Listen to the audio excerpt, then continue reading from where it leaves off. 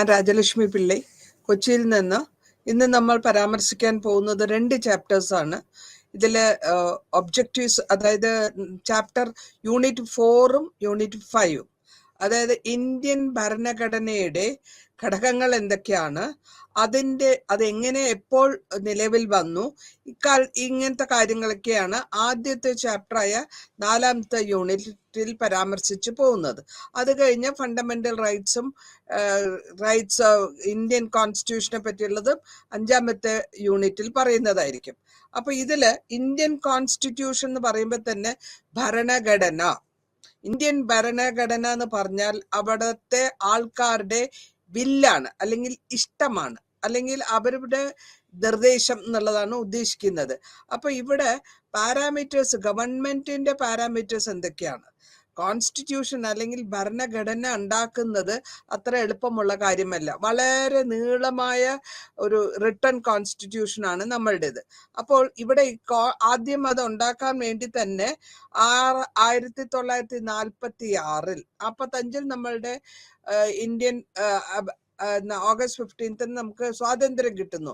പക്ഷെ നമ്മള് completely republic ആവുന്നത്, ഫ്രീ ഫ്രം ദ എന്താ പറയാ, ബ്രിട്ടീഷിന്റെ അതോറിറ്റിയിൽ നിന്ന് കംപ്ലീറ്റ് ആയിട്ട് ഫ്രീ ആവുന്നത്, സോവറിൻ ആവുന്നത് 26 ജനുവരി 1950 അപ്പോൾ അതിനു മുമ്പ് ഡിസംബർ 6 1946 ഈ കോൺസ്റ്റിറ്റ്യൂവന്റ് അസംബ്ലി ഉണ്ടാക്കുന്നത്. ഈ അസംബ്ലിയുടെ വർക്ക് എന്താ വെച്ചാൽ ഒരു ഭരണഘടനയെ ഉണ്ടാക്കിയെടുക്കുക എന്നുള്ളതാണ്. അപ്പോൾ ഈ ഭരണഘടന ഉണ്ടാക്കാനായിട്ട്, ഇന്ത്യൻ ഭരണഘടന ഉണ്ടാക്കാനായിട്ട് അതിനെ ബേസ് ആയിട്ട് വരുന്നത് ഗവൺമെന്റ് ഓഫ് ഇന്ത്യ ആക്ട് 1935 ക്വീനിന്റെ പെർമിഷനോട് കൂടി വേണം ചെയ്യാനായിട്ട്. അപ്പോൾ അത് 1935 ഒരു റിപ്പോർട്ട്, ജോയിന്റ് സെലക്ട് കമ്മിറ്റി എന്ന് പറഞ്ഞിട്ട് ബ്രിട്ടീഷ് പാർലമെന്റിന്റെ മുമ്പിൽ ക്വീനിന്റെ സമ്മതത്തിന് വേണ്ടി വെക്കുന്നു. 1935 ഗവൺമെന്റ് ഓഫ് ഇന്ത്യ ആക്ട്. ഇതിന്റെ വളരെ ഫീച്ചേഴ്സ്, വളരെ ഘടകങ്ങളും, ഈ ഘടകങ്ങളെ എടുത്ത് കുറച്ച് മോഡിഫൈ ചെയ്തിട്ടാണ് നമ്മൾ കോൺസ്റ്റിറ്റ്യൂഷനിൽ, നമ്മളുടെ ഇന്ത്യൻ ഭരണഘടനയിൽ ഉണ്ടാക്കുന്നത്. അത് എങ്ങനെയാന്ന് വെച്ചാല്, ഇതില് അവിടത്തെമാർ തന്നെ, ബ്രിട്ടീഷിന്റെമാർ തന്നെ ഒരു ഫെഡറൽ സ്ട്രക്ചർ കൊണ്ടുവരുന്നുണ്ട്. അതായത് ഫെഡറൽ സ്ട്രക്ചർ എന്ന് പറഞ്ഞു പറയുമ്പോൾ യൂണിയൻ ഗവൺമെന്റും സ്റ്റേറ്റ് ഗവൺമെന്റും, യൂണിയൻ ഗവൺമെന്റ് നമ്മൾ ഉദ്ദേശിക്കുന്നത് സെൻട്രൽ ഗവൺമെന്റ്, അതായത് ഡൽഹിയിലുള്ള സെൻട്രൽ ഗവൺമെന്റ്, അത് കഴിഞ്ഞ ശേഷം സ്റ്റേറ്റ്സ് ആണ്. അപ്പോൾ ഈ രണ്ട് ഫെഡറൽ എന്ന് വെച്ചാൽ 2 തരത്തിൽ എന്നുള്ളത്. അപ്പോൾ ഇവിടെ ഡിവിഷൻ, അവനവന് എന്തൊക്കെ കാര്യങ്ങൾ സ്റ്റേറ്റ് ഗവൺമെന്റ് നോക്കണം, ഏതെല്ലാം കാര്യങ്ങൾ പവേഴ്സ് ആണ് യൂണിയൻ ലിസ്റ്റ് അല്ലെങ്കിൽ സെൻട്രൽ ഗവൺമെന്റിനുള്ളത്, ഇതൊക്കെ 3 തരത്തിലാണ് പവറിനെ ഡിവൈഡ് ചെയ്യുക. 1 സെൻട്രൽ ഗവൺമെന്റ് നോക്കേണ്ടത്, 2 സ്റ്റേറ്റ് ഗവൺമെന്റ് നോക്കേണ്ടത്, 3ാമത്തെ ലിസ്റ്റ് എന്താന്ന് വെച്ചാൽ കൺകറന്റ് ലിസ്റ്റ് എന്ന് പറയും. അപ്പൊ കൺകറന്റ് ലിസ്റ്റ് എന്താന്ന് വെച്ചാല് ഇത് 2ലും പെടാത്തത്, യൂണിയൻ ലിസ്റ്റിലും സ്റ്റേറ്റ് ലിസ്റ്റിലും വരാത്ത കാര്യങ്ങളാണ് ഈ കൺകറന്റ് ലിസ്റ്റിൽ വരിക. പിന്നെ നമ്മളുടെ ലെജിസ്ലേച്ചർ എന്താന്ന് വെച്ചാൽ ബൈ ക്യാമറൽ ലെജിസ്ലേച്ചർ ആണ്. ബൈ എന്ന് വെച്ചാൽ രണ്ട് ലെജിസ്ലേച്ചർ അല്ലെങ്കിൽ 2 നിയമസഭ എന്ന് പറയുമ്പോൾ, ആദ്യത്തത് ലോക്സഭ, ലോവർ ഹൗസ്, 2ാമത്തത് അപ്പർ ഹൗസ്. ഇന്ത്യൻ ഗവൺമെന്റിൽ അത് ലോക്സഭ എന്നും രാജ്യസഭ എന്നും വിളിക്കുന്നു. കാരണം ഈ ലോക്സഭ എന്ന് പറയുമ്പോഴത്തേക്കും ഇവിടെയാണ് പവർ കൂടുതലുള്ളത്, രാജ്യസഭയിൽ അത്രയും വരുന്നില്ല. കാരണം അവിടെ മുഴുവനും സ്റ്റേറ്റിന്റെയും ഗവൺമെന്റിന്റെ റെപ്രസെന്റേറ്റീവ്സ് വരുന്ന സീറ്റ്സും ലോക്സഭയിലാണ് കൂടുതൽ. അപ്പൊ പിന്നെ നമ്മൾ സ്റ്റേറ്റ് അസംബ്ലി നോക്കുമ്പോൾ, അതായത് ഓരോ സ്റ്റേറ്റിന് അവരുടേതായ അസംബ്ലി ഉണ്ട്, ലെജിസ്ലേറ്റീവ് അസംബ്ലി എന്ന് പറയും അതിന്. ആ ലെജിസ്ലേറ്റീവ് അസംബ്ലിയില് ലെജിസ്ലേറ്റീവ് കൗൺസിൽ ഉണ്ട്, സ്റ്റേറ്റ് ലെവലിലുണ്ട്. പിന്നെ വരുന്നത് ഫെഡറൽ കോർട്ടാണ്. അതായത് ഫെഡറൽ കോർട്ട് എന്ന് പറയുമ്പോൾ തന്നെ നമുക്ക് ഏറ്റവും കോടതിയുടെ അപ്പെക്സ് ആയിട്ട് തോന്നുന്നത് സുപ്രീം കോർട്ടാണ്. സുപ്രീം കോർട്ടിന്റെ താഴെ ഹൈക്കോർട്ടുകൾ വരും, ഹൈക്കോർട്ടിന്റെ താഴെ മജിസ്ട്രേറ്റ് കോർട്ട്, ഇങ്ങനെ പല ലെവലില് പിരമിഡ് ഷേപ്പിലാണ് അത് വരുന്നത്. അപ്പോൾ ഈ പവറിനെ ഏത് വിധത്തിൽ എങ്ങനെ കൊണ്ടുപോകണം എന്നുള്ളതൊക്കെ ഈ ഗവൺമെന്റ് ഓഫ് ഇന്ത്യ ആക്ടില് 1935 പെർമിഷനോട് കൂടി അവിടെ വയ്ക്കുന്നു. ഗവൺമെന്റിന്റെ കാര്യങ്ങൾ എങ്ങനെ ചെയ്യണം എന്നുള്ളത് ക്വീനിന്റെ പെർമിഷന് വേണ്ടി ബ്രിട്ടീഷ് പാർലമെന്റിന്റെ പെർമിഷനോട് കൂടി കുറച്ച് മോഡിഫിക്കേഷൻസ് ഒക്കെ ഉണ്ടാക്കിയിട്ടാണ് അതിനെ ഉണ്ടാക്കുന്നത്. അപ്പോൾ ആദ്യം നമ്മൾ ചെയ്യുന്നത്, ഇതിനു വേണ്ടി ആദ്യമായിട്ട് ഉണ്ടാക്കിയത് ഒരു കോൺസ്റ്റിറ്റ്യൂവന്റ് അസംബ്ലിയാണ്. ഈ അസംബ്ലിയിൽ ഒരു അസംബ്ലി ഉണ്ടാക്കിയിട്ട് അതിന്റെ ഒരു ഗ്രൂപ്പ് ആൾക്കാരാണ്. അതായത് അവരാണ് ഇതില് ഗവൺമെന്റിന്റെ അല്ലെങ്കിൽ ഈ ഇന്ത്യ രാജ്യത്തിലുള്ളവരുടെ ഏതൊക്കെ കാര്യങ്ങൾ എന്തൊക്കെ ഇതിൽ കൊണ്ടുവരണം എന്നുള്ളതാണ്. റിട്ടൺ കോൺസ്റ്റിറ്റ്യൂഷൻ ആണ് നമ്മളുടേത്. അതായത് അല്ലാണ്ട് ഓറൽ ആയിട്ടല്ല, റൈറ്റിംഗ് ഒരു കോൺസ്റ്റിറ്റ്യൂഷനെ ഭരണഘടനയെ എഴുതി ഉണ്ടാക്കുകയാണ്. അപ്പോൾ എഴുതി ഉണ്ടാക്കുമ്പോൾ പലരുടെയും അഭിപ്രായങ്ങളും എല്ലാ മനുഷ്യരുടെയും ഒരു ഇന്ത്യൻ പൗരന്റെ എല്ലാ കാര്യങ്ങളും എല്ലാ വിഷമതകളും എല്ലാം പറഞ്ഞിട്ട് വേണം അതിൽ എഴുതി ഉണ്ടാക്കി വരാൻ. അപ്പോൾ അതുകൊണ്ടാണ് അത് ഇത്ര സമയമെടുത്തത്. 47 നമ്മൾ ഫ്രീ ആയ ഇന്ത്യൻ സ്വാതന്ത്ര്യം കിട്ടിയാലും 50 നമ്മൾ ഫുള്ളായിട്ട് വരുന്നത്. അപ്പൊ ഇവിടെ എന്താണ് എഴുതാനുള്ളത്? പല വർഷങ്ങളായിട്ട് നമ്മളുടെ നാട്ടിൽ നടന്ന അന്യായങ്ങൾ, അതേമാതിരി സോഷ്യൽ ആയിട്ടുള്ള ചൂഷണങ്ങൾ, ഡിസ്ക്രിമിനേഷൻ, പല വിധത്തിലുള്ള ആൾക്കാരെ ഇന്ത്യൻ കോളനി ആയിട്ട് ഇരിക്കുന്ന സമയത്ത് പല വിധത്തിലുള്ള കാര്യങ്ങൾ അവർ അനുഭവിച്ചിട്ടുണ്ട്. അതിനെപ്പറ്റിയും അതിന്റെ പരാമർശങ്ങളും അത് ഏതൊക്കെ വിധത്തിലായിരുന്നു എന്നുള്ളതും എങ്ങനെയൊക്കെ എന്തൊക്കെ ഓരോ സെക്ഷൻ അല്ലെങ്കിൽ ഓരോ റീജിയനിലുള്ളവര് എന്തൊക്കെ അനുഭവിച്ചു, ഇതിന്റെ കാരണങ്ങളൊക്കെ വെച്ചിട്ട് ഇതിന്റെ ഈ ഭരണഘടന ഉണ്ടാക്കുമ്പോൾ അതൊരു മേജർ പ്രിൻസിപ്പിൾ ആയിട്ട് ഒരു മേജർ കാര്യമാണ്. എല്ലാവരുടെയും സമ്മതത്തോടെ ഉണ്ടാക്കി വരണം. അപ്പൊ ഇവിടെ എല്ലാ റെപ്രസെന്റേറ്റീവ്സും, അതായത് പല സോഷ്യൽ സ്റ്റേറ്റസിലും ബാക്ക്ഗ്രൗണ്ടിലുള്ളവരാണുള്ളത്. അതിനെ വർക്ക് ചെയ്യിച്ച ഒരുമിച്ച് അതിനെ കൊണ്ടുവന്ന് എടുക്കണം എന്നുള്ള ഒരു വലിയ ഒരു ചുമതലയാണ് ഈ അസംബ്ലി ഹെഡ് ചെയ്തവർക്ക് ഉണ്ടായിരുന്നത്. ഈ അസംബ്ലി, കോൺസ്റ്റിറ്റ്യൂവന്റ് അസംബ്ലിന്റെ ലീഡറായിട്ട് ഹെഡായിട്ട് വരുന്നത് ഡോക്ടർ രാജേന്ദ്ര പ്രസാദ് ആണ്.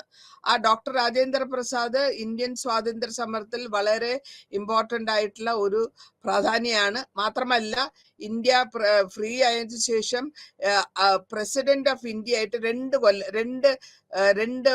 ടേം സക്സസീവ് ടേം 2 ടേമിലും പ്രസിഡന്റ് ഓഫ് ഇന്ത്യ ആയിട്ട് ഇരുന്നത് ഡോക്ടർ രാജേന്ദ്ര പ്രസാദ് ആണ്. പിന്നെ വരുന്നത് നമ്മളുടെ പ്രൈം മിനിസ്റ്റർ ആയിട്ട് ഇരുന്നത് ഇൻഡിപെൻഡന്റ് ആയിട്ടുള്ള ഫ്രീ ഇന്ത്യ ആയിട്ട് വരുന്നത് ജവഹർലാൽ നെഹ്റു.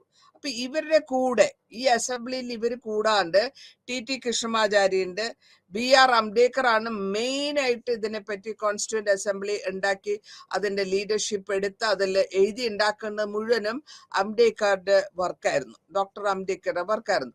അല്ലാതെ കൃഷ്ണസ്വാമി അയ്യരുണ്ട്, ഗോപാലസ്വാമി അയ്യങ്കാറുണ്ട്, ശ്യാം പ്രസാദ് മുഖർജി ഉണ്ട്, JB കൃപാലിനി ഉണ്ട്, വല്ലഭായ് പട്ടേൽ ഉണ്ട്, പട്ടമ്മ സീതാരാമയ്യ ഉണ്ട്. ഇപ്പൊ ഇത്രയും ആൾക്കാരെല്ലാം കൂടെ ചേർന്നിട്ട് അസംബ്ലി ഉണ്ടാക്കി ആ അസംബ്ലിയിൽ പല കാര്യങ്ങളും അവർ ഡിസ്കസ് ചെയ്തിട്ട് 381 മെമ്പേഴ്സ് ആണ് ഈ അസംബ്ലിയിലുള്ളത്. കോൺസ്റ്റിറ്റ്യൂന്റ് അസംബ്ലി ഉണ്ടാക്കി എടുക്കാനായിട്ട് ഈ അസംബ്ലിയിൽ 381 മെമ്പേഴ്സ് ഉണ്ട്. ഈ മെമ്പേഴ്സ് പല വിധത്തിലുള്ള പൊളിറ്റിക്കൽ പാർട്ടീസിനെ റെപ്രസെന്റ് ചെയ്യുന്നവരാണ്. ചിലര് കോൺഗ്രസ് പാർട്ടി ഉണ്ട്, ചിലര് കമ്മ്യൂണിസ്റ്റ് പാർട്ടി ഉണ്ട്, പ്രജാ പാർട്ടി ഉണ്ട്, കൃഷ്ണ പ്രജാ പാർട്ടി ഉണ്ട്, ഷെഡ്യൂൾ കാസ്റ്റ് ഫെഡറേഷൻ ഉണ്ട്. എല്ലാ പാർട്ടികൾ മെമ്പേഴ്സിനെയും ഇവിടെ കൊണ്ടുവന്ന് യൂണിയൻ മുസ്ലിംസ് ഉണ്ട്, പ്രോവിൻസസ് ഉണ്ട്. അത് മാത്രമല്ല state government, princely state government, അതായത് ഗവൺമെന്റ് രാജ കുടുംബങ്ങൾ ഭരിക്കുന്ന സ്റ്റേറ്റിനെയാണ് നമ്മൾ പ്രിൻസിലി സ്റ്റേറ്റ് എന്ന് പറയാ. അവരുടെ റെപ്രസെന്റേറ്റീവ്സ് ഉണ്ട്. എല്ലാം കൂടെ ആലോചിച്ച് പല വിധത്തിലുള്ള ഡിസ്കഷൻസ് നടത്തിയാണ് നമ്മളുടെ കോൺസ്റ്റിറ്റ്യൂഷൻ എഴുതി ഉണ്ടാക്കിയിട്ടുള്ളത്. ഇതിൽ ഈ കോൺസ്റ്റിറ്റ്യൂഷൻ ഉണ്ടാക്കി വരുമ്പോഴത്തേക്കും അതിൽ പല വിധത്തിലുള്ള വ്യത്യാസങ്ങൾ ഉണ്ടാവും. ഡ്രാഫ്റ്റിംഗ് കമ്മിറ്റി ഉണ്ടാകും. ഈ ഡ്രാഫ്റ്റിംഗ് കമ്മിറ്റി നമ്മൾ ആദ്യമായിട്ട് 29 ഓഗസ്റ്റ് 1947 ഒരു ഡ്രാഫ്റ്റിംഗ് റഫായിട്ട് ഒരു ഡ്രാഫ്റ്റിംഗ് ഉണ്ടാക്കുന്നു. അതിന്റെ ചെയർമാൻ ആയിരുന്നു ഡോക്ടർ അംബേദ്കർ. ചെയർമാൻ ഈ ഡ്രാഫ്റ്റിംഗ് കമ്മിറ്റി ഉണ്ടാക്കി ഫൈനൽ ഡോക്യുമെന്റ്സ് എടുക്കുന്നതിന് മുമ്പ് എല്ലാ ഡോക്യുമെന്റ്സ് അമെൻമെന്റ്സ് എന്ന് വെച്ചാൽ വ്യത്യാസങ്ങൾ വരുത്തുക എന്നുള്ളതാണ് അർത്ഥം.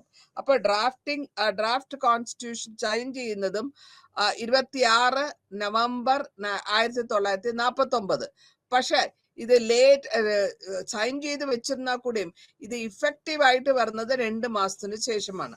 അപ്പൊ ഇവിടെ നമ്മൾ മനസ്സിലാക്കാൻ പറ്റുന്നത് ക്രെഡിബിലിറ്റി, ഓരോ മെമ്പേഴ്സിന്റെയും ക്രെഡിബിലിറ്റി അവർ പ്രിപ്പയർ ചെയ്യുമ്പോൾ എത്രത്തോളം 3 കൊല്ലം എടുത്തു ഇതിന് ഇത്രയും ഡീറ്റെയിൽഡ് ആയിട്ട് ഉള്ള ഒരു കോൺസ്റ്റിറ്റ്യൂഷൻ, റിട്ടൺ കോൺസ്റ്റിറ്റ്യൂഷൻ എഴുതി ഉണ്ടാക്കിയിട്ടുള്ള ഒരു കോൺസ്റ്റിറ്റ്യൂഷനാണ്. അപ്പോൾ ബാക്കിയുള്ള കോൺസ്റ്റിറ്റ്യൂഷൻ ഉണ്ടാക്കുന്ന സ്ഥലത്ത് ബാക്കിയുള്ള രാജ്യങ്ങളൊന്നും ഇത്രയും സമയം എടുത്തിട്ടില്ല. കാരണം ഇന്ത്യൻ ജനതകളും ആൾക്കാരും കൂടുതലാണ്, നമ്മുടെ രാഷ്ട്രത്തിന്റെ വലിപ്പവും കൂടുതലാണ്. അപ്പൊ അതനുസരിച്ചിട്ടാണ് 3 വർഷം കൊണ്ട് അത് എഴുതി ഉണ്ടാക്കി ക്രെഡിറ്റ് ആക്കി അതിനെല്ലാം ഫൈനൽ ടെസ്റ്റിമണി ഒക്കെ ചെക്ക് ചെയ്ത് കോൺസ്റ്റിറ്റ്യൂഷൻ ആയിട്ട് വരുന്നതും ഇൻട്രൊഡ്യൂസ് ചെയ്യുന്നതും സീരിയസ് ആയിട്ടുള്ള ചേഞ്ചസ് വന്നതിന് ശേഷം അമെൻമെന്റ്സ്, വ്യത്യാസങ്ങൾ, അമെൻമെന്റ് എന്ന് വെച്ചാൽ തിരുത്തി എഴുതി കൊണ്ടുവരിക. അങ്ങനെ ഈ ഇത് വരുന്നതും ഇഫക്റ്റീവ് ആവുന്നതും 50-ലാണ്. അപ്പോ അതാണ് നമ്മളുടെ വളരെ ഇമ്പോർട്ടന്റ് ആയിട്ടുള്ള റിപ്പബ്ലിക് ആയിട്ട് വരുന്നത്. റിപ്പബ്ലിക് ഡേ എന്ന് പറഞ്ഞ് നമ്മൾ സെലിബ്രേറ്റ് ചെയ്യുന്നത് അപ്പോഴാണ് ഫുള്ളായിട്ട് നമ്മൾ കംപ്ലീറ്റ് ആയിട്ട് ഫ്രീ ആവുന്നത്. ഇന്ത്യൻ കോൺസ്റ്റിറ്റ്യൂഷൻ ഇഫക്റ്റീവിൽ വരുമ്പോഴാണ് ഗവൺമെന്റ് ഓഫ് ഇന്ത്യ കംപ്ലീറ്റ് ആയിട്ട് ബ്രിട്ടീഷ് കോളനിയിൽ നിന്ന്, ബ്രിട്ടീഷ് ഗവൺമെന്റിന്റെ അധികാരത്തിൽ നിന്ന് ഫ്രീ ആവുന്നതെന്നാണ് അതിന്റെ അർത്ഥം. അപ്പോൾ ഇവിടെ ഈ എസെൻഷ്യൽ ആയിട്ടുള്ള ഘടകങ്ങൾ എന്തൊക്കെയാണെന്ന് നോക്കുകയാണെങ്കിൽ കോൺസ്റ്റിറ്റ്യൂഷനാണ് ഏറ്റവും മുഖ്യം. അതായത് ഇന്ത്യയെ സംബന്ധിച്ചിടത്തോളം ഭരണഘടനയാണ് ഏറ്റവും മുഖ്യം. ഇതിനെ ഈ സോവർണിറ്റീനെ ആരടുത്തും സറണ്ടർ ചെയ്യാനോ പ്ലഡ്ജ് ചെയ്യാനോ പറ്റില്ല. ഇന്ത്യ ഒരു റിപ്പബ്ലിക്കാണ്. അതിനെ ഒരു കാരണവശാലും മൊണാർക്കി, അതായത് രാജ്യഭരണം വരാൻ പറ്റില്ല. ഡെമോക്രസി എന്ന് പറയുന്നത് ജനാധിപത്യം. ഈ ജനാധിപത്യമാണ് ഇന്ത്യയുടെ പൾസ്, അല്ലെങ്കിൽ ഇന്ത്യയുടെ ജീവൻ. എങ്ങനെയാണ് ജനാധിപത്യം ഉണ്ടാക്കിയെന്ന് വെച്ചാൽ എല്ലാ പൗരനും അഡൽട്ട് ഫ്രാഞ്ചൈസ് 18 വയസ്സായി, അന്ന് 21 വയസ്സായിരുന്നു, പിന്നെ ലേറ്റർ ഓൺ അതിന്റെ വയസ്സ് കുറച്ച് 18 ആക്കി. അതായത് അഡൽട്ട് ഫ്രാഞ്ചൈസ് എന്ന് പറയും, യൂണിവേഴ്സൽ അഡൽട്ട് ഫ്രാഞ്ചൈസ്. ഒരു അഡൽട്ട് ആവുന്നത് ഒരു ആൺ പെൺ വ്യത്യാസമില്ലാതെ 18 വയസ്സാകുമ്പോൾ അവർ അഡൽട്ട് ആകുന്നു. ആ അഡൽട്ട് ആകുമ്പോഴാണ് അവർക്ക് വോട്ട് അവകാശം വരിക. അതാണ് ഇമ്പോർട്ടന്റ്.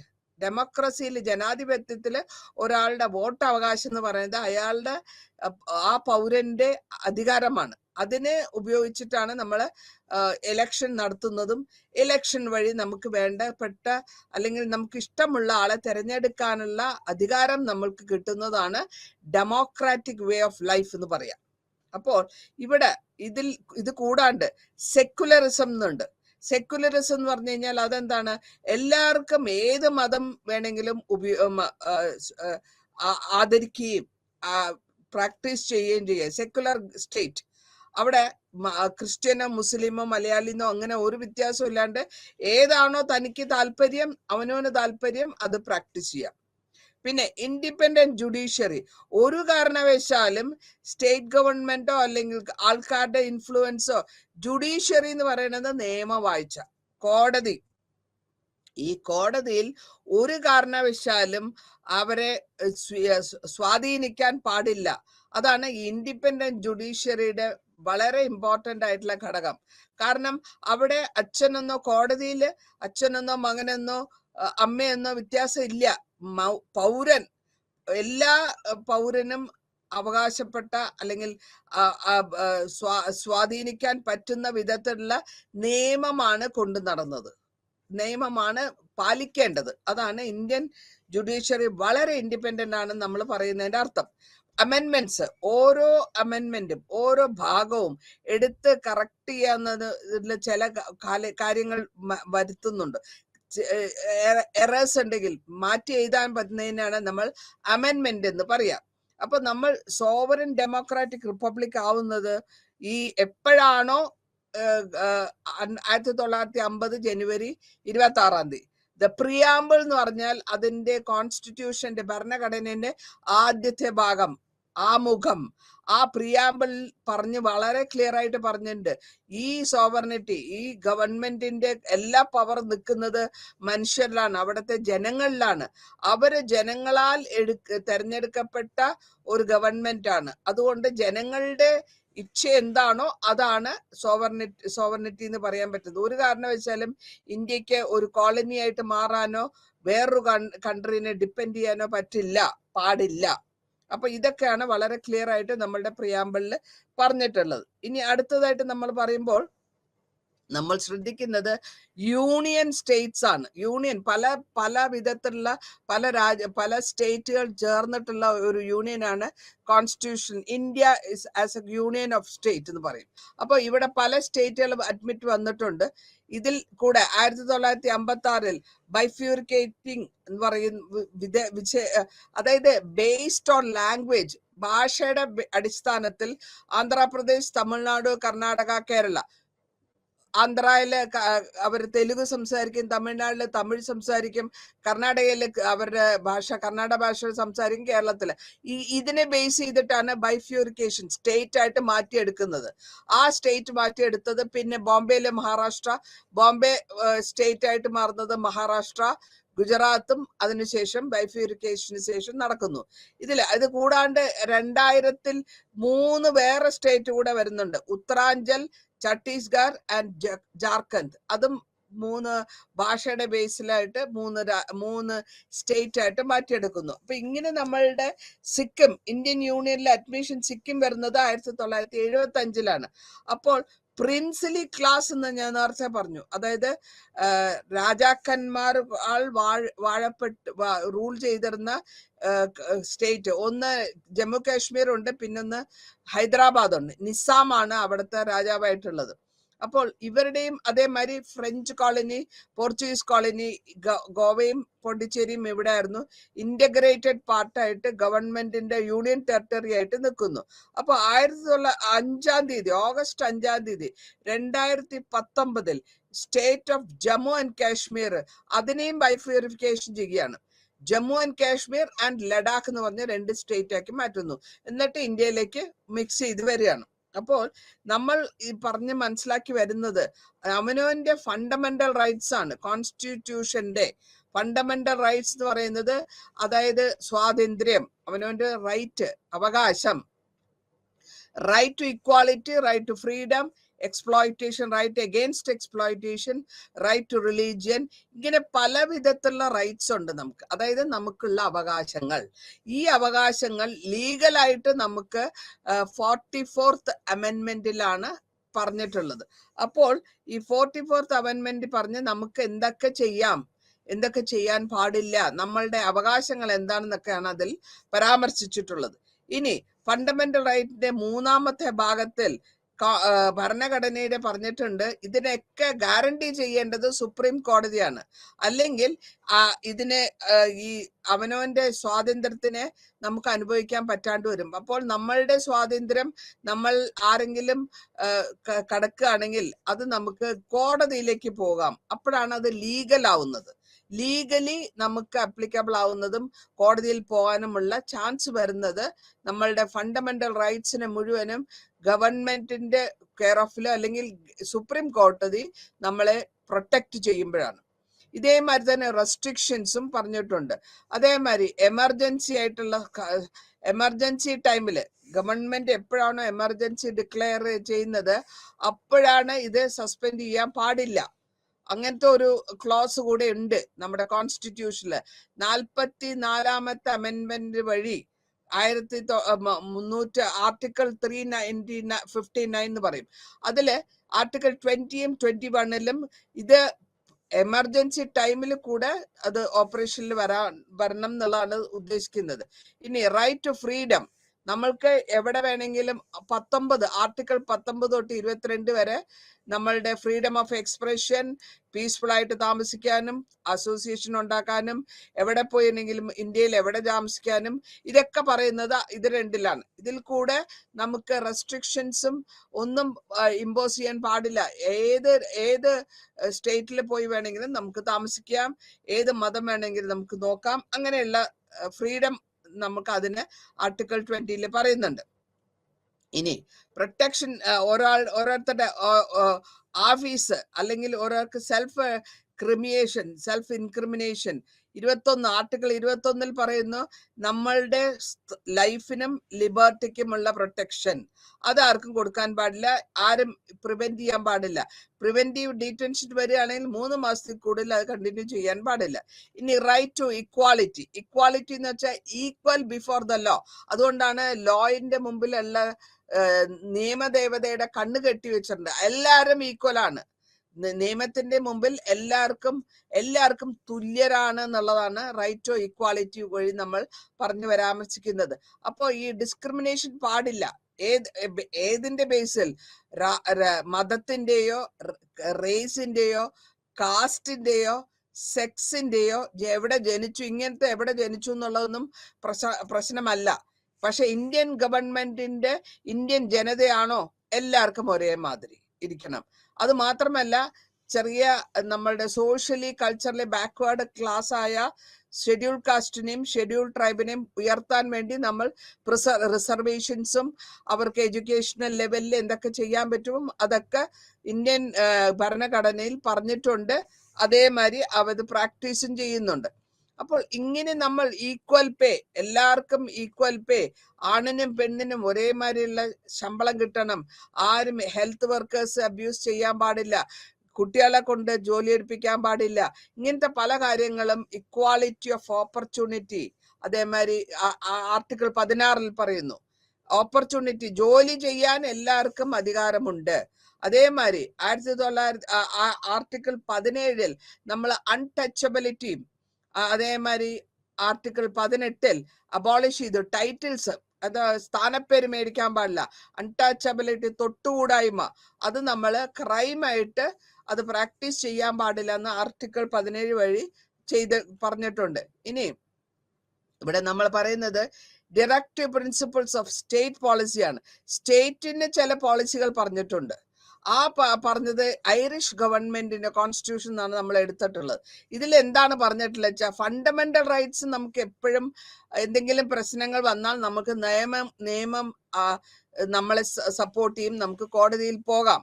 പക്ഷേ ഡയറക്റ്റീവ് പ്രിൻസിപ്പിൾസ് സ്റ്റേറ്റിന്റെ പോളിസി, സ്റ്റേറ്റ് ചെയ്യേണ്ട പോളിസികളിനെയാണ് നമ്മൾ directive principles of state policy എന്ന് പറയാം. അതിനെ നമുക്ക് നിർബന്ധിക്കാൻ പറ്റില്ല, കോടതിയിൽ പോകാൻ പറ്റില്ല. അതായത് ഈ പോളിസി, സ്റ്റേറ്റിന്റെ പോളിസി എന്ന് പറയുന്നത് ഒരു വെൽഫെയർ ഇഷ്യൂ ആണ്. വെൽഫെയർ എന്ന് വെച്ചാൽ ജനതയുടെ നന്മയ്ക്ക് വേണ്ടിയിട്ടുള്ളത് എന്നാണ് അതിന്റെ അർത്ഥം. അപ്പൊ ഇവിടെ ഗ്യാരണ്ടി കൊടുക്കാൻ കോൺസ്റ്റിറ്റ്യൂഷൻ അല്ലെങ്കിൽ ഭരണഘടനയ്ക്ക് ഇത് എൻഫോഴ്സ് ചെയ്യാനോ ക്വസ്റ്റ്യൻ ചെയ്യാനോ പാടില്ല. അപ്പൊ ഫണ്ടമെന്റൽ റൈറ്റ്സും DSP എന്ന് പറയും ഇതിന്, അതായത് directive principles of state policy, ഒരുമിച്ച് കോൺഷ്യസ് ആയിട്ട് പോകണം എന്നുള്ളതാണ് നമ്മൾ പറഞ്ഞതിന്റെ അർത്ഥം. ഇനി ഫണ്ടമെന്റൽ ഡ്യൂട്ടീസ് എന്താണ്? ഡ്യൂട്ടി എന്ന് വെച്ചാൽ നമ്മൾ ചെയ്യേണ്ട ധർമ്മം, നമ്മളുടെ ഡ്യൂട്ടി എന്താണ്? എല്ലാ സിറ്റിസണും, എല്ലാ ഇന്ത്യൻ പൗരനും അവന് ഒരു ഫണ്ടമെന്റൽ സ്വാതന്ത്ര്യം അനുഭവിക്കാമെങ്കിൽ അവനൊരു ഡ്യൂട്ടി ഉണ്ട്, അതായത് അവൻ ചെയ്യേണ്ട ചുമതല. അപ്പോൾ അതിനെ നമ്മൾ ഇപ്പൊ നമ്മളുടെ കോൺസ്റ്റിറ്റ്യൂഷന് അല്ലെങ്കിൽ ഭരണഘടനയെ റെസ്പെക്ട് കൊടുക്കുക, ട്രൈ കളർ നാഷണൽ അന്തത്തിന് റെസ്പെക്ട് കൊടുക്കുക, ഇതൊക്കെ നമ്മളുടെ ഡ്യൂട്ടിയാണ്, അല്ലെങ്കിൽ നമ്മളുടെ ജോലിയാണ്. നമ്മൾക്ക് നിർബന്ധമായി അത് ചെയ്തിരിക്കണം. അത് ഒരു കാരണവശാലും അതിനെ അവമാനിക്കാനോ അതിനെ ഇൻസൾട്ട് ചെയ്യാനോ പാടില്ല എന്നുള്ളതാണ് ഒരു കാര്യം. ഓരോ ജനതയും അവരുടേതായ സ്വാതന്ത്ര്യം അനുഭവിക്കാം, അതേസമയം അവരുടേതായ ധർമ്മം അല്ലെങ്കിൽ ഡ്യൂട്ടിയും ചെയ്യണം. ഇനി ഗവൺമെന്റിന്റെ ഗവൺമെന്റ് ലെവലിൽ നോക്കുമ്പോൾ യൂണിയൻ ഗവൺമെന്റ് ഉണ്ട്, എക്സിക്യൂട്ടീവ്, ലെജിസ്ലേച്ചർ ആൻഡ് ജുഡീഷ്യറി. 3 തരത്തിലുള്ള ഓർഗൻസ് ആണ് അല്ലെങ്കിൽ ബ്രാഞ്ചസ് ആണ് ഗവൺമെന്റ്. ലെജിസ്ലേച്ചർ എന്ന് പറഞ്ഞാൽ നിയമസഭ, നിയമം നടപ്പിലാക്കാനും നിയമം അഡാപ്റ്റ്, പാർലമെന്ററി ഫോം ഗവൺമെന്റിൽ നിയമം ഉണ്ടാക്കണമെങ്കിൽ അതിന് ഒരു നിയമസഭ വേണം. അതിനാണ് നമ്മൾ ലെജിസ്ലേച്ചർ എന്ന് പറയാ. ഇവിടെ president head of the state ആണെങ്കിൽ ഓർഗനൈസ് ചെയ്യുന്ന ഗവൺമെന്റിന്റെ പവർ മുഴുവനും പ്രൈം മിനിസ്റ്റർക്കാണ് സ്ഥാനം. അവര് കൗൺസിലാണ്, കൗൺസിൽ, മിനിസ്റ്റേഴ്സിന്റെ കൗൺസിലും അവർ കളക്റ്റീവ് ആയിട്ടുള്ള റെസ്പോൺസിബിലിറ്റി ഉള്ളതാണ് നിയമസഭയുടെ ഡ്യൂട്ടി. ഇനി എക്സിക്യൂട്ടീവ് എന്ന് പറയുമ്പോൾ അടുത്തൊരു സെക്ഷനാണ് ലെജിസ്ലേച്ചർ. ഇതിൽ നിന്ന് ഇൻഡിപെൻഡന്റ് ആയിട്ട് ജുഡീഷ്യറി ഉണ്ട്. അപ്പൊ ഇവിടെ നമുക്ക് ഹൗസ് ഓഫ് പീപ്പിൾ, ലോക്സഭ അല്ലെങ്കിൽ council of States, president of India, ഇവരെല്ലാം കൂടെ നമ്മുടെ ഇന്ത്യൻ ഭരണഘടന അനുസരിക്കുമ്പോൾ ലോക്സഭ, രാജ്യസഭ അല്ലെങ്കിൽ upper house, lower house, upper house എന്ന് പറയും. ഇനി ഏറ്റവും തലവൻ, രാജ്യത്തിന്റെ തലവനായിട്ട് വരുന്നത് പ്രസിഡന്റ് ആണ്. ഈ പ്രസിഡന്റിന്റെ വർക്ക്, പ്രസിഡന്റിനെ എലക്ട് ചെയ്താണ് എടുക്കുന്നത്. സിംഗിൾ ട്രാൻസ്ഫറബിൾ വോട്ടാണ്. അപ്പോൾ ഈ പ്രസിഡന്റിനെ ഇലക്ഷൻ എടുത്ത ശേഷം പ്രസിഡന്റിന്റെ ടെന്യൂർ വർഷങ്ങൾ, 5 വർഷം, ആ എലക്ഷൻ, റീ എലക്ഷൻ, ഇംപീച്ച്മെന്റ് എന്ന് വെച്ചാൽ നിയമം പ്രസിഡന്റ് തെറ്റ് ചെയ്താൽ ഇംപീച്ച്മെന്റ് ഉണ്ട്. അപ്പൊ ഇതിനെയൊക്കെ ക്വസ്റ്റ്യൻ ചെയ്യുന്നത് ആർട്ടിക്കിൾ 52 മുതൽ 62 വരെയാണ്. അപ്പൊ ഇങ്ങനെ നമ്മൾ എക്സിക്യൂട്ടീവ് പവർ ആയിട്ടുള്ള പ്രസിഡന്റ് US മാതിരി തന്നെ നമ്മളുടെ ഇന്ത്യൻ ഗവൺമെന്റിന്റെ 3 ആംഡ് ഫോഴ്സിന്റെയും തലവനാണ്. അതായത് നേവി, ആർമി, എയർഫോഴ്സിന്റെ തലവനായിട്ടാണ് പ്രസിഡന്റിനെ നമ്മൾ കണക്കാക്കുന്നത്. പ്രസിഡന്റ് എപ്പോഴും 2 പാർലമെന്റിനെയും അഡ്രസ് ചെയ്യും, ജോയിന്റ് സെക്ഷൻസും അഡ്രസ് ചെയ്യും. അപ്പോൾ ഈ പ്രസിഡന്റിന് റെമിറ്റൻസ് ഉണ്ട്. ബാക്കിയുള്ള പ്രൈം മിനിസ്റ്ററിനെയും കൗൺസിലെയും അധികാരത്തിൽ കൊണ്ടുവരാനും അവരുടെ സുപ്രീം കോടതിയുടെ, ഹൈക്കോടതിയും അറ്റോർണി ജനറൽ അപ്പോയിന്റ് ചെയ്യാനും ഒക്കെ ചെയർമാൻ, അതായത് ഇലക്ഷൻ കമ്മീഷന്റെ ചെയർമാൻ ഉള്ളതൊക്കെ കൺട്രോളർ ഓഫ് ജനറൽ, ഇത് പ്രസിഡന്റ് പരിധിയിൽ വരുന്ന ജോലികളാണ്. ഇനി കൗൺസിൽ ഓഫ് മിനിസ്റ്റേഴ്സ് എന്താണ് ചെയ്യുന്നത് വെച്ചാൽ അവർ ഗ്രൂപ്പ് ഓഫ് മിനിസ്റ്റേഴ്സ് ആണ്. ക്യാബിനറ്റില് കൺഫേം ആയ ക്യാബിനറ്റ് റാങ്ക് ഉള്ള മിനിസ്റ്റേഴ്സ് ആണ്. അപ്പോൾ കൗൺസിലിൽ ഡെപ്യൂട്ടി മിനിസ്റ്റേഴ്സും ഉണ്ട്. ഈ ഡെപ്യൂട്ടി മിനിസ്റ്റേഴ്സും കൗൺസിൽ മിനിസ്റ്റേഴ്സും കളക്റ്റീവായിട്ട് റെസ്പോൺസിബിൾ ആണ് പാർലമെന്റിന്. ആ പാർലമെന്റിന്റെ അവരുടെ എല്ലാ മിനിസ്റ്റേഴ്സും ഒരുമിച്ച് 2 മണിക്കൂർ നേരത്തെ ക്വസ്റ്റ്യൻ അവറിലാണ് ഓരോ സെഷൻ പാർലമെന്റ് തുടങ്ങുക. ആ പാർലമെന്റില് നമ്മൾ ചീഫ് മിനിസ്റ്റേഴ്സിന് ഒരു റെക്കമെൻഡേഷൻ ഉണ്ട് ഗവൺമെന്റിന്റെ. അതിനെന്താ പറയുന്നത്? എയ്ഡ്സ് ആൻഡ് അഡ്വൈസസ് എന്ന് പറയും. അപ്പൊ ഈ വിധത്തിൽ ലോക്സഭ നടത്തിക്കൊണ്ട് പോവുകയും എന്തെങ്കിലും ഒരു പ്രശ്നം വരികയാണെങ്കിൽ അവർക്ക് സ്റ്റേറ്റ് ഓഫ് എമർജൻസിയിൽ ഒരു എമർജൻസി ഡിക്ലെയർ ചെയ്യാനുള്ള അധികാരമുണ്ട് പാർലമെന്റിന്. അപ്പൊ ഇന്ത്യൻ പാർലമെന്റ് ലോക്സഭയുടെ വളരെ ഇമ്പോർട്ടന്റ് ആയിട്ടുള്ള ഒരു ഹൗസാണ്. പാർലമെന്റ് അപ്പർ ഹൗസ് ആണ് രാജ്യസഭ എന്ന് ഞാൻ നേരത്തെ പറഞ്ഞു. അതിന്റെ ചെയർമാനായിട്ട് വരുന്നത് വൈസ് പ്രസിഡന്റ് ആണ്. 12 മെമ്പേഴ്സിനെ നോമിനേറ്റ് ചെയ്യും. അതായത് 6 വർഷം കൂടുമ്പോൾ 1/3 റിട്ടേൺ ആകും. എവറി 2 ഇയേഴ്സിൽ ഇങ്ങനെ അതിൽ വന്നുകൊണ്ടിരിക്കും. അപ്പൊ ഇങ്ങനെ ഇവിടെ രാജ്യസഭയില് കുറച്ചുകൂടെ പ്രബലരായിട്ടുള്ള ആൾക്കാർക്കൊക്കെയാണ് അവിടെ മെമ്പർഷിപ്പ് അല്ലെങ്കിൽ മെമ്പേഴ്സ് ആവുന്നത് രാജ്യസഭയിൽ വരുന്നത്. ഇനി യൂണിയൻ ഗവൺമെന്റ് ഒരു കാരണവശാലും പാർലമെന്റിന്റെ ലോക്സഭനെ വളരെ ഇമ്പോർട്ടന്റ് ആയ ലോക്സഭയാണ് 5 വർഷത്തേക്കാണ് എടുക്കുക. ഈ 5 വർഷത്തേക്ക് അവരെ എടുക്കുന്നത് ഏത് വിധത്തിലാന്ന് വെച്ചാൽ യൂണിവേഴ്സൽ അഡൽട്ട് ഫ്രാഞ്ചൈസ് വഴി. ഞാൻ നേരത്തെ പറഞ്ഞു യൂണിവേഴ്സൽ അഡൽട്ട് ഫ്രാഞ്ചൈസ് എന്ന് വെച്ചാൽ ഇലക്ഷൻ വഴിയാണ് എടുക്കുന്നത്. ഇനി രാജ്യസഭയിൽ ഒരിക്കലും മണി ബിൽ കൊണ്ടുവരില്ല. കാരണം ഇത് രാജ്യസഭയിലല്ല, ആദ്യം ലോക്സഭയിൽ ഡിസ്കസ് ചെയ്തിട്ട് അത് 3 പ്രാവശ്യം ഡിസ്കസ് ചെയ്തിട്ട് 2 പ്രാവശ്യം ഡിസ്കസ് ചെയ്തിട്ട് പിന്നെ രാജ്യസഭയിലേക്ക് അയക്കും. രാജ്യസഭയിൽ അത് ഡിസ്കസ് ചെയ്യും. അവിടെ എന്തെങ്കിലും കറക്ഷൻസോ റെക്കമെൻഡേഷൻസോ ഉണ്ടെങ്കിൽ 14 ദിവസം കൊണ്ട് അവർ തിരിച്ചയക്കും. അവർക്ക് രാജ്യസഭയ്ക്ക് തിരിച്ചയച്ചില്ലെങ്കിലും ലോക്സഭയ്ക്ക് ഈ തിരിച്ചു വരുമ്പോൾ എന്തെങ്കിലും റെക്കമെൻഡേഷനോടുകൂടി തിരിച്ചു വരുമ്പോൾ, മണി ബില്ലാണ് ഈ പറയുന്നത്, അതിൽ എന്തെങ്കിലും ആക്സെപ്റ്റ് ചെയ്യാൻ രാജ്യസഭ പറഞ്ഞിട്ടുള്ളത് വേണമെങ്കിൽ സ്വീകരിക്കാം, അല്ലെങ്കിൽ വേണ്ടാന്ന് വെക്കാം. ഏതെങ്കിലും വിധത്തിൽ അങ്ങനെയാണെങ്കിൽ തന്നെയും ഈ മണി ബില്ല് എപ്പോഴാണോ നിയമമായി മാറുന്നത് അപ്പോൾ പ്രസിഡന്റിന്റെ സിഗ്നേച്ചറും വേണം. അപ്പൊ രണ്ട് സൈഡിലും അങ്ങനെ വന്നില്ലെങ്കിൽ അപ്പൊ എന്താ ചെയ്യുക വെച്ചാൽ രണ്ട് സഭേനെയും ലോക്സഭേനെയും രാജ്യസഭേനെയും പ്രസിഡന്റ് ഒരുമിച്ച് ഇരുത്തി ഡിസ്കസ് ചെയ്തിട്ട് ഡിബേറ്റ് ചർച്ചകൾക്ക് ശേഷം ആ ബില്ലിനെ പറ്റി വോട്ടിങ്ങിനിടും. ആ വോട്ടിങ്ങിന് ഫേവർ ആയിട്ട് വരികയാണെങ്കിൽ അത് പാർലമെന്റ് അത് പാസ്സാക്കും. ഇതാണ് സാധാരണ മണി ബില്ല് നടത്തുന്നതിന്റെ ഒരു വളരെ ഇമ്പോർട്ടന്റ് ആയിട്ടുള്ള ഒരു ഡ്യൂട്ടിയാണ് മണി ബില്ല്. അപ്പൊ ഈ ബില്ല് ഇങ്ങനെ പ്രസിഡന്റ് ഒപ്പിട്ടതിന് ശേഷമാണ് അതൊരു നിയമമായിട്ട് മാറുന്നത്. അപ്പൊ പ്രസിഡന്റിന്റെ സിഗ്നേച്ചർ, പ്രസിഡന്റിന്റെ ഒപ്പീനിയൻ, പബ്ലിക് ഒപ്പീനിയൻ, ഇതൊക്കെ വളരെ ഇമ്പോർട്ടന്റ് ആണ്. പിന്നെ വേറൊരു കാര്യമുണ്ട്, നമ്മൾക്ക് പബ്ലിക് ഒപ്പീനിയൻ വെച്ചിട്ട് പോസ്റ്റ് ബില്ല്, അതായത് ഓരോരുത്തരുടെയും വോട്ട് അവകാശം പോസ്റ്റ് വഴി അയക്കാന്നുള്ളതും ഡിസ്കസ് ചെയ്തിരുന്നു. അപ്പൊ ഇങ്ങനത്തെ കാര്യങ്ങൾ ഇനി നമ്മൾ അടുത്തതായിട്ട് പറഞ്ഞത് ഇമ്പോർട്ടന്റ് ആയിട്ടുള്ള ഒരു ഓർഗനാണ് ജുഡീഷ്യറി. നിയമം സാധൂകരിക്കുന്നത് സുപ്രീം കോർട്ട് കഴിഞ്ഞാൽ ഹയസ്റ്റ് കോർട്ട് ഹൈക്കോർട്ട്, അതിന്റെ താഴെ പല വിധത്തിലെ റെസ്പെക്റ്റീവ് കോർട്സ് ഉണ്ട്, മജിസ്ട്രേറ്റ് കോർട്സ് ഉണ്ട്. അപ്പൊ സുപ്രീം കോർട്ടാണ് ഇന്ത്യൻ ഭരണഘടനയുടെ ഏറ്റവും മുഖ്യമായ ഘടകം. അപ്പൊ എല്ലാ നിയമങ്ങളും അവിടെ എനാക്ട് ചെയ്യപ്പെടുന്നതാണ്. ആ നിയമങ്ങളെ അവർ പ്രൊവിഷൻസ് കൊടുത്തിട്ടുണ്ട് നമ്മളുടെ ഭരണഘടനയിൽ. ഇതിനെ ജുഡീഷ്യൽ റിവ്യൂ എന്നാണ് പറയാ. ആ റിവ്യൂ കഴിഞ്ഞ ശേഷം ഏതെങ്കിലും ഒരു തെറ്റുണ്ടെങ്കിൽ നമുക്ക് റിറ്റ് ഓഫ് ഹൈബസ് കോർപ്പസ് കൊടുക്കാം. അതായത് സുപ്രീം കോടതിയോട് ഡയറക്ട് ചെയ്യുക, പോലീസിനോട് ഡയറക്ട് ചെയ്ത് അവർ ഹൈബസ് കോർപ്പസ് കൊടുക്കുന്നു. ഹൈബസ് കോർപ്പസ് സാധാരണമായിട്ട് വല്ലവരും മിസ്സിംഗ് ആകുമ്പോഴും അല്ലെങ്കിൽ കസ്റ്റഡിയിൽ നിന്ന് പോകുമ്പോഴൊക്കെയാണ് ഉപയോഗിക്കുന്നത്.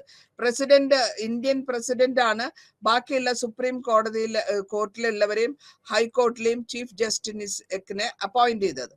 ഇത് കൂടാണ്ട് ബാക്കിയുള്ള എല്ലാ പ്രൊസീജിയേഴ്സും വളരെ ഇംപീച്ച്മെന്റ് ആയാലും ശരി വളരെ ക്ലിയർ ആയിട്ടാണ്. സുപ്രീം കോടതിയിലെ പവർ അത്രയും കൂടുതലുണ്ട്.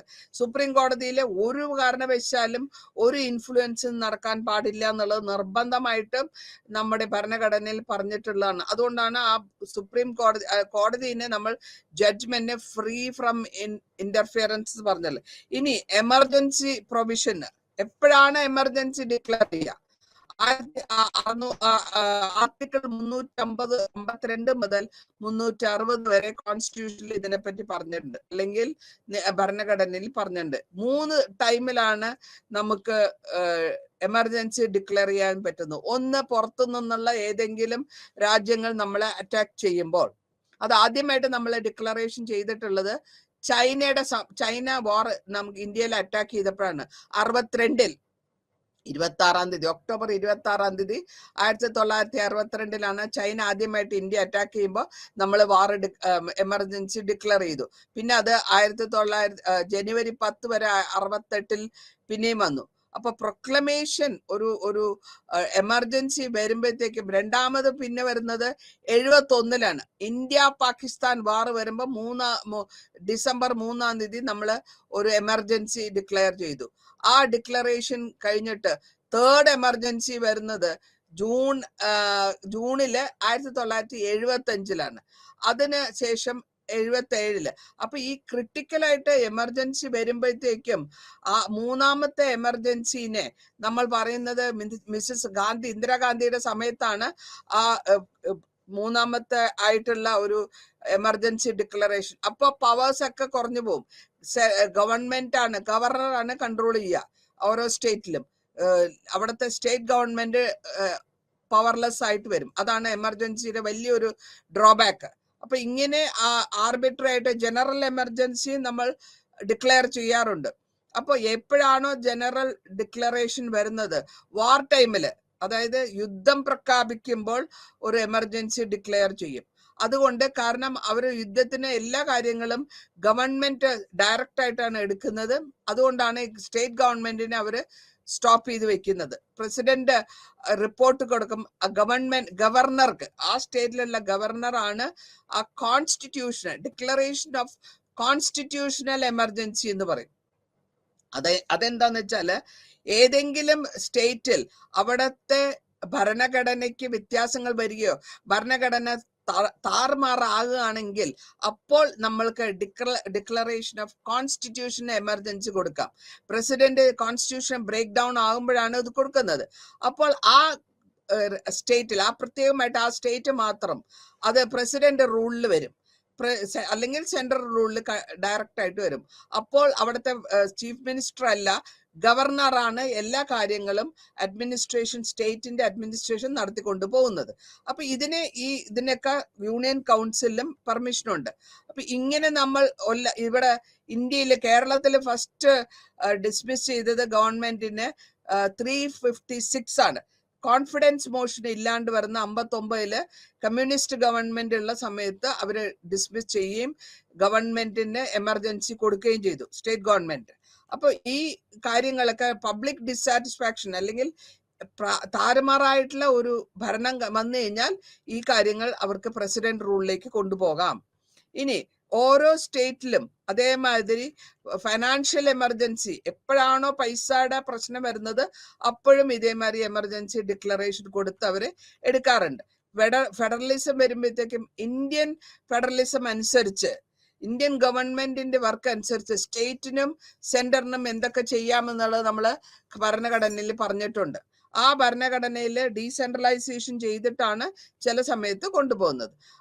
അതേമാതിരി തന്നെ ഈ 1990 ഒരു സെൻട്രൽ ഗവൺമെന്റ് മെജോറിറ്റി നഷ്ടപ്പെട്ടപ്പോഴത്തേക്കും ദ്രാവിഡ മുന്നേറ്റ കഴകം, ആൾ ഇന്ത്യ അണ്ണാ ദ്രാവിഡ മുന്നേറ്റ കഴകം ഇങ്ങനത്തെ പ്രശ്നങ്ങൾ വരുമ്പോഴും എസ്റ്റാബ്ലിഷ് ചെയ്ത് വരുമ്പോഴും ഇതേമാതിരി ലിവറേജ് വരാറുണ്ട്. ഇനി സെന്ററും സ്റ്റേറ്റും തമ്മിലുള്ള റിലേഷൻഷിപ്പ്, അവരുടെ സ്റ്റേറ്റ് ഫോർ എക്സാമ്പിൾ നമ്മൾക്ക് ഒറീസ, വെസ്റ്റ് ബംഗാൾ, കേരള, ബീഹാർ ഇവരുടെ പരസ്പരമുള്ള ഒരു റിലേഷൻഷിപ്പ് പ്രോബ്ലംസ് വരുമ്പോഴും ഈ കാര്യങ്ങൾ നടത്താറുണ്ട്. ഫിനാൻഷ്യലായിട്ട് നമ്മൾ നോക്കുകയാണെങ്കിൽ മണി മാറ്റേഴ്സ് വരുമ്പോൾ സെൻട്രലിലാണ് അലൊക്കേറ്റ് ചെയ്യുന്നത്. ആ അലൊക്കേറ്റ് ചെയ്ത് വേരിയസ് ഗ്രാൻഡ് കൊടുക്കുന്നത് സെൻട്രലാണ്. അതിവിടെ നമ്മൾക്ക് പല പ്രാവശ്യം നമുക്ക് ഗവൺമെന്റ് കേരള ഗവൺമെന്റ് പറയാണ്ട് ഞങ്ങൾക്ക് അലൊക്കേഷൻ നമ്മളുടെ ഇത് വന്നിട്ടില്ല, ഞങ്ങൾക്ക് ഇത്രയും വന്നില്ല എന്നൊക്കെ പറഞ്ഞ് കംപ്ലൈന്റ് വരാറുണ്ട് ചീഫ് മിനിസ്റ്റേഴ്സ്. ആ ചീഫ് മിനിസ്റ്റർ ഓരോ സർക്കാർ കമ്മീഷനുണ്ട്. 1988 ഈ കമ്മീഷൻ റെക്കമെൻഡേഷൻ വന്നത്. അതിന്റെ ബേസ് അനുസരിച്ചിട്ടാണ് ഈ ഗവർണർ റൂൾ വരുന്നത്. ഇനി നമ്മൾ ഫ്ലെക്സിബിലിറ്റി, അതായത് ഇതിന്റെ ലിവിങ് ഡോക്യുമെന്റ് ആണ് ഞാൻ നേരത്തെ പറഞ്ഞു ഇന്ത്യൻ പ്രിയാമ്പിൾ. ഇതിൽ കൂടെ എത്രത്തോളം കൊടുക്കാൻ പറ്റും, എന്തൊക്കെ ചെയ്യാൻ പറ്റും എന്നുള്ളത് ആർട്ടിക്കിൾ 368 ഡിസൈഡ് ചെയ്യുന്നത്. കോൺസ്റ്റിറ്റ്യൂഷൻ ക്രിയേറ്റ് ചെയ്തവർക്കും അതായത് അമെൻമെന്റ് എന്തെങ്കിലും വ്യത്യാസങ്ങൾ ചെയ്യണമെങ്കിൽ എത്രത്തോളം നല്ലത് ഗവൺമെന്റ് ചെയ്യുന്നത് സാധാരണക്കാർക്കുള്ള ബെനിഫിറ്റ് വരണം എന്നുള്ളതാണ് ഉദ്ദേശിക്കുന്നത്. അപ്പൊ ഇങ്ങനത്തെ രണ്ട് കാര്യങ്ങൾ, അതായത് അതോറിറ്റി ഏറ്റവും ഇമ്പോർട്ടന്റ് ആയിട്ട് നോക്കാനുള്ളത് അതോറിറ്റി, പാർലമെന്റിന്റെ അതോറിറ്റി. അവർ അമെൻമെന്റ് ചെയ്യുന്നുണ്ടെങ്കിൽ അത് എന്തിനാണ് വേണ്ടിയിട്ടാണെന്നുള്ളതാണ് നമ്മൾ പരാമർശിക്കുന്നത്. അപ്പൊ ഇങ്ങനെ ക്രിയേഷൻ പാർലമെന്റും അത് ബാക്കിയുള്ള ഇൻസ്റ്റിറ്റ്യൂഷൻ തമ്മിലുള്ള ഒരു സംബന്ധത്തിൽ കൂടെ വളരെ ക്ലിയർ ആയിട്ടാണ് സുപ്രീം കോടതി ഓരോ കാര്യങ്ങളിലും ഡിസ്കസ് ചെയ്യുന്നതും അമെൻമെന്റ് അല്ലെങ്കിൽ വ്യത്യാസങ്ങൾ കൊണ്ടുവരുന്നതും വർദ്ധിച്ചു കൊണ്ടുവരുന്നത്. അപ്പൊ ഇങ്ങനെ ഈ ഗവൺമെന്റിന്റെ കോൺസ്റ്റിറ്റ്യൂഷൻ ഉദ്ദേശിക്കുന്നത് അല്ലെങ്കിൽ നമ്മളുടെ ഭരണഘടന ഉദ്ദേശിക്കുന്നത് എന്താന്ന് വെച്ചാൽ ഫെഡറൽ സിസ്റ്റത്തിൽ കൂടെ എല്ലാ ഗവൺമെന്റ് ഫണ്ടമെന്റൽ റൈറ്റ്സും ആൾക്കാർക്ക് അനുഭവിക്കാൻ പറ്റുന്ന വിധത്തിലും എല്ലാത്തിനും ചെക്ക് ചെയ്ത് ബാലൻസ് ആയിട്ട് കൊണ്ടുപോകുന്നതോടെ പ്രസിഡന്റ് ആയാലും ശരി മിനിസ്റ്റേഴ്സ് ആയാലും ശരി ചെക്ക് ചെയ്ത് കൊണ്ടുപോകണം എന്നുള്ള ഒരു ഉദ്ദേശത്തോടു കൂടിയാണ് ഈ ഡെമോക്രസി അല്ലെങ്കിൽ democratic tradition Indian government practice ചെയ്യുന്നത് എന്ന് പറഞ്ഞുകൊണ്ട് ഈ ചാപ്റ്റർ ഇവിടെ നമുക്ക് അവസാനിപ്പിക്കാം. ഇനി അടുത്ത ചാപ്റ്ററിലേക്ക് അടുത്ത യൂണിറ്റിലേക്കാണ് നമ്മൾ പോകുന്നത്. അടുത്ത യൂണിറ്റിൽ വരുന്നത് ഫണ്ടമെന്റൽ റൈറ്റ്സ് ആണ്.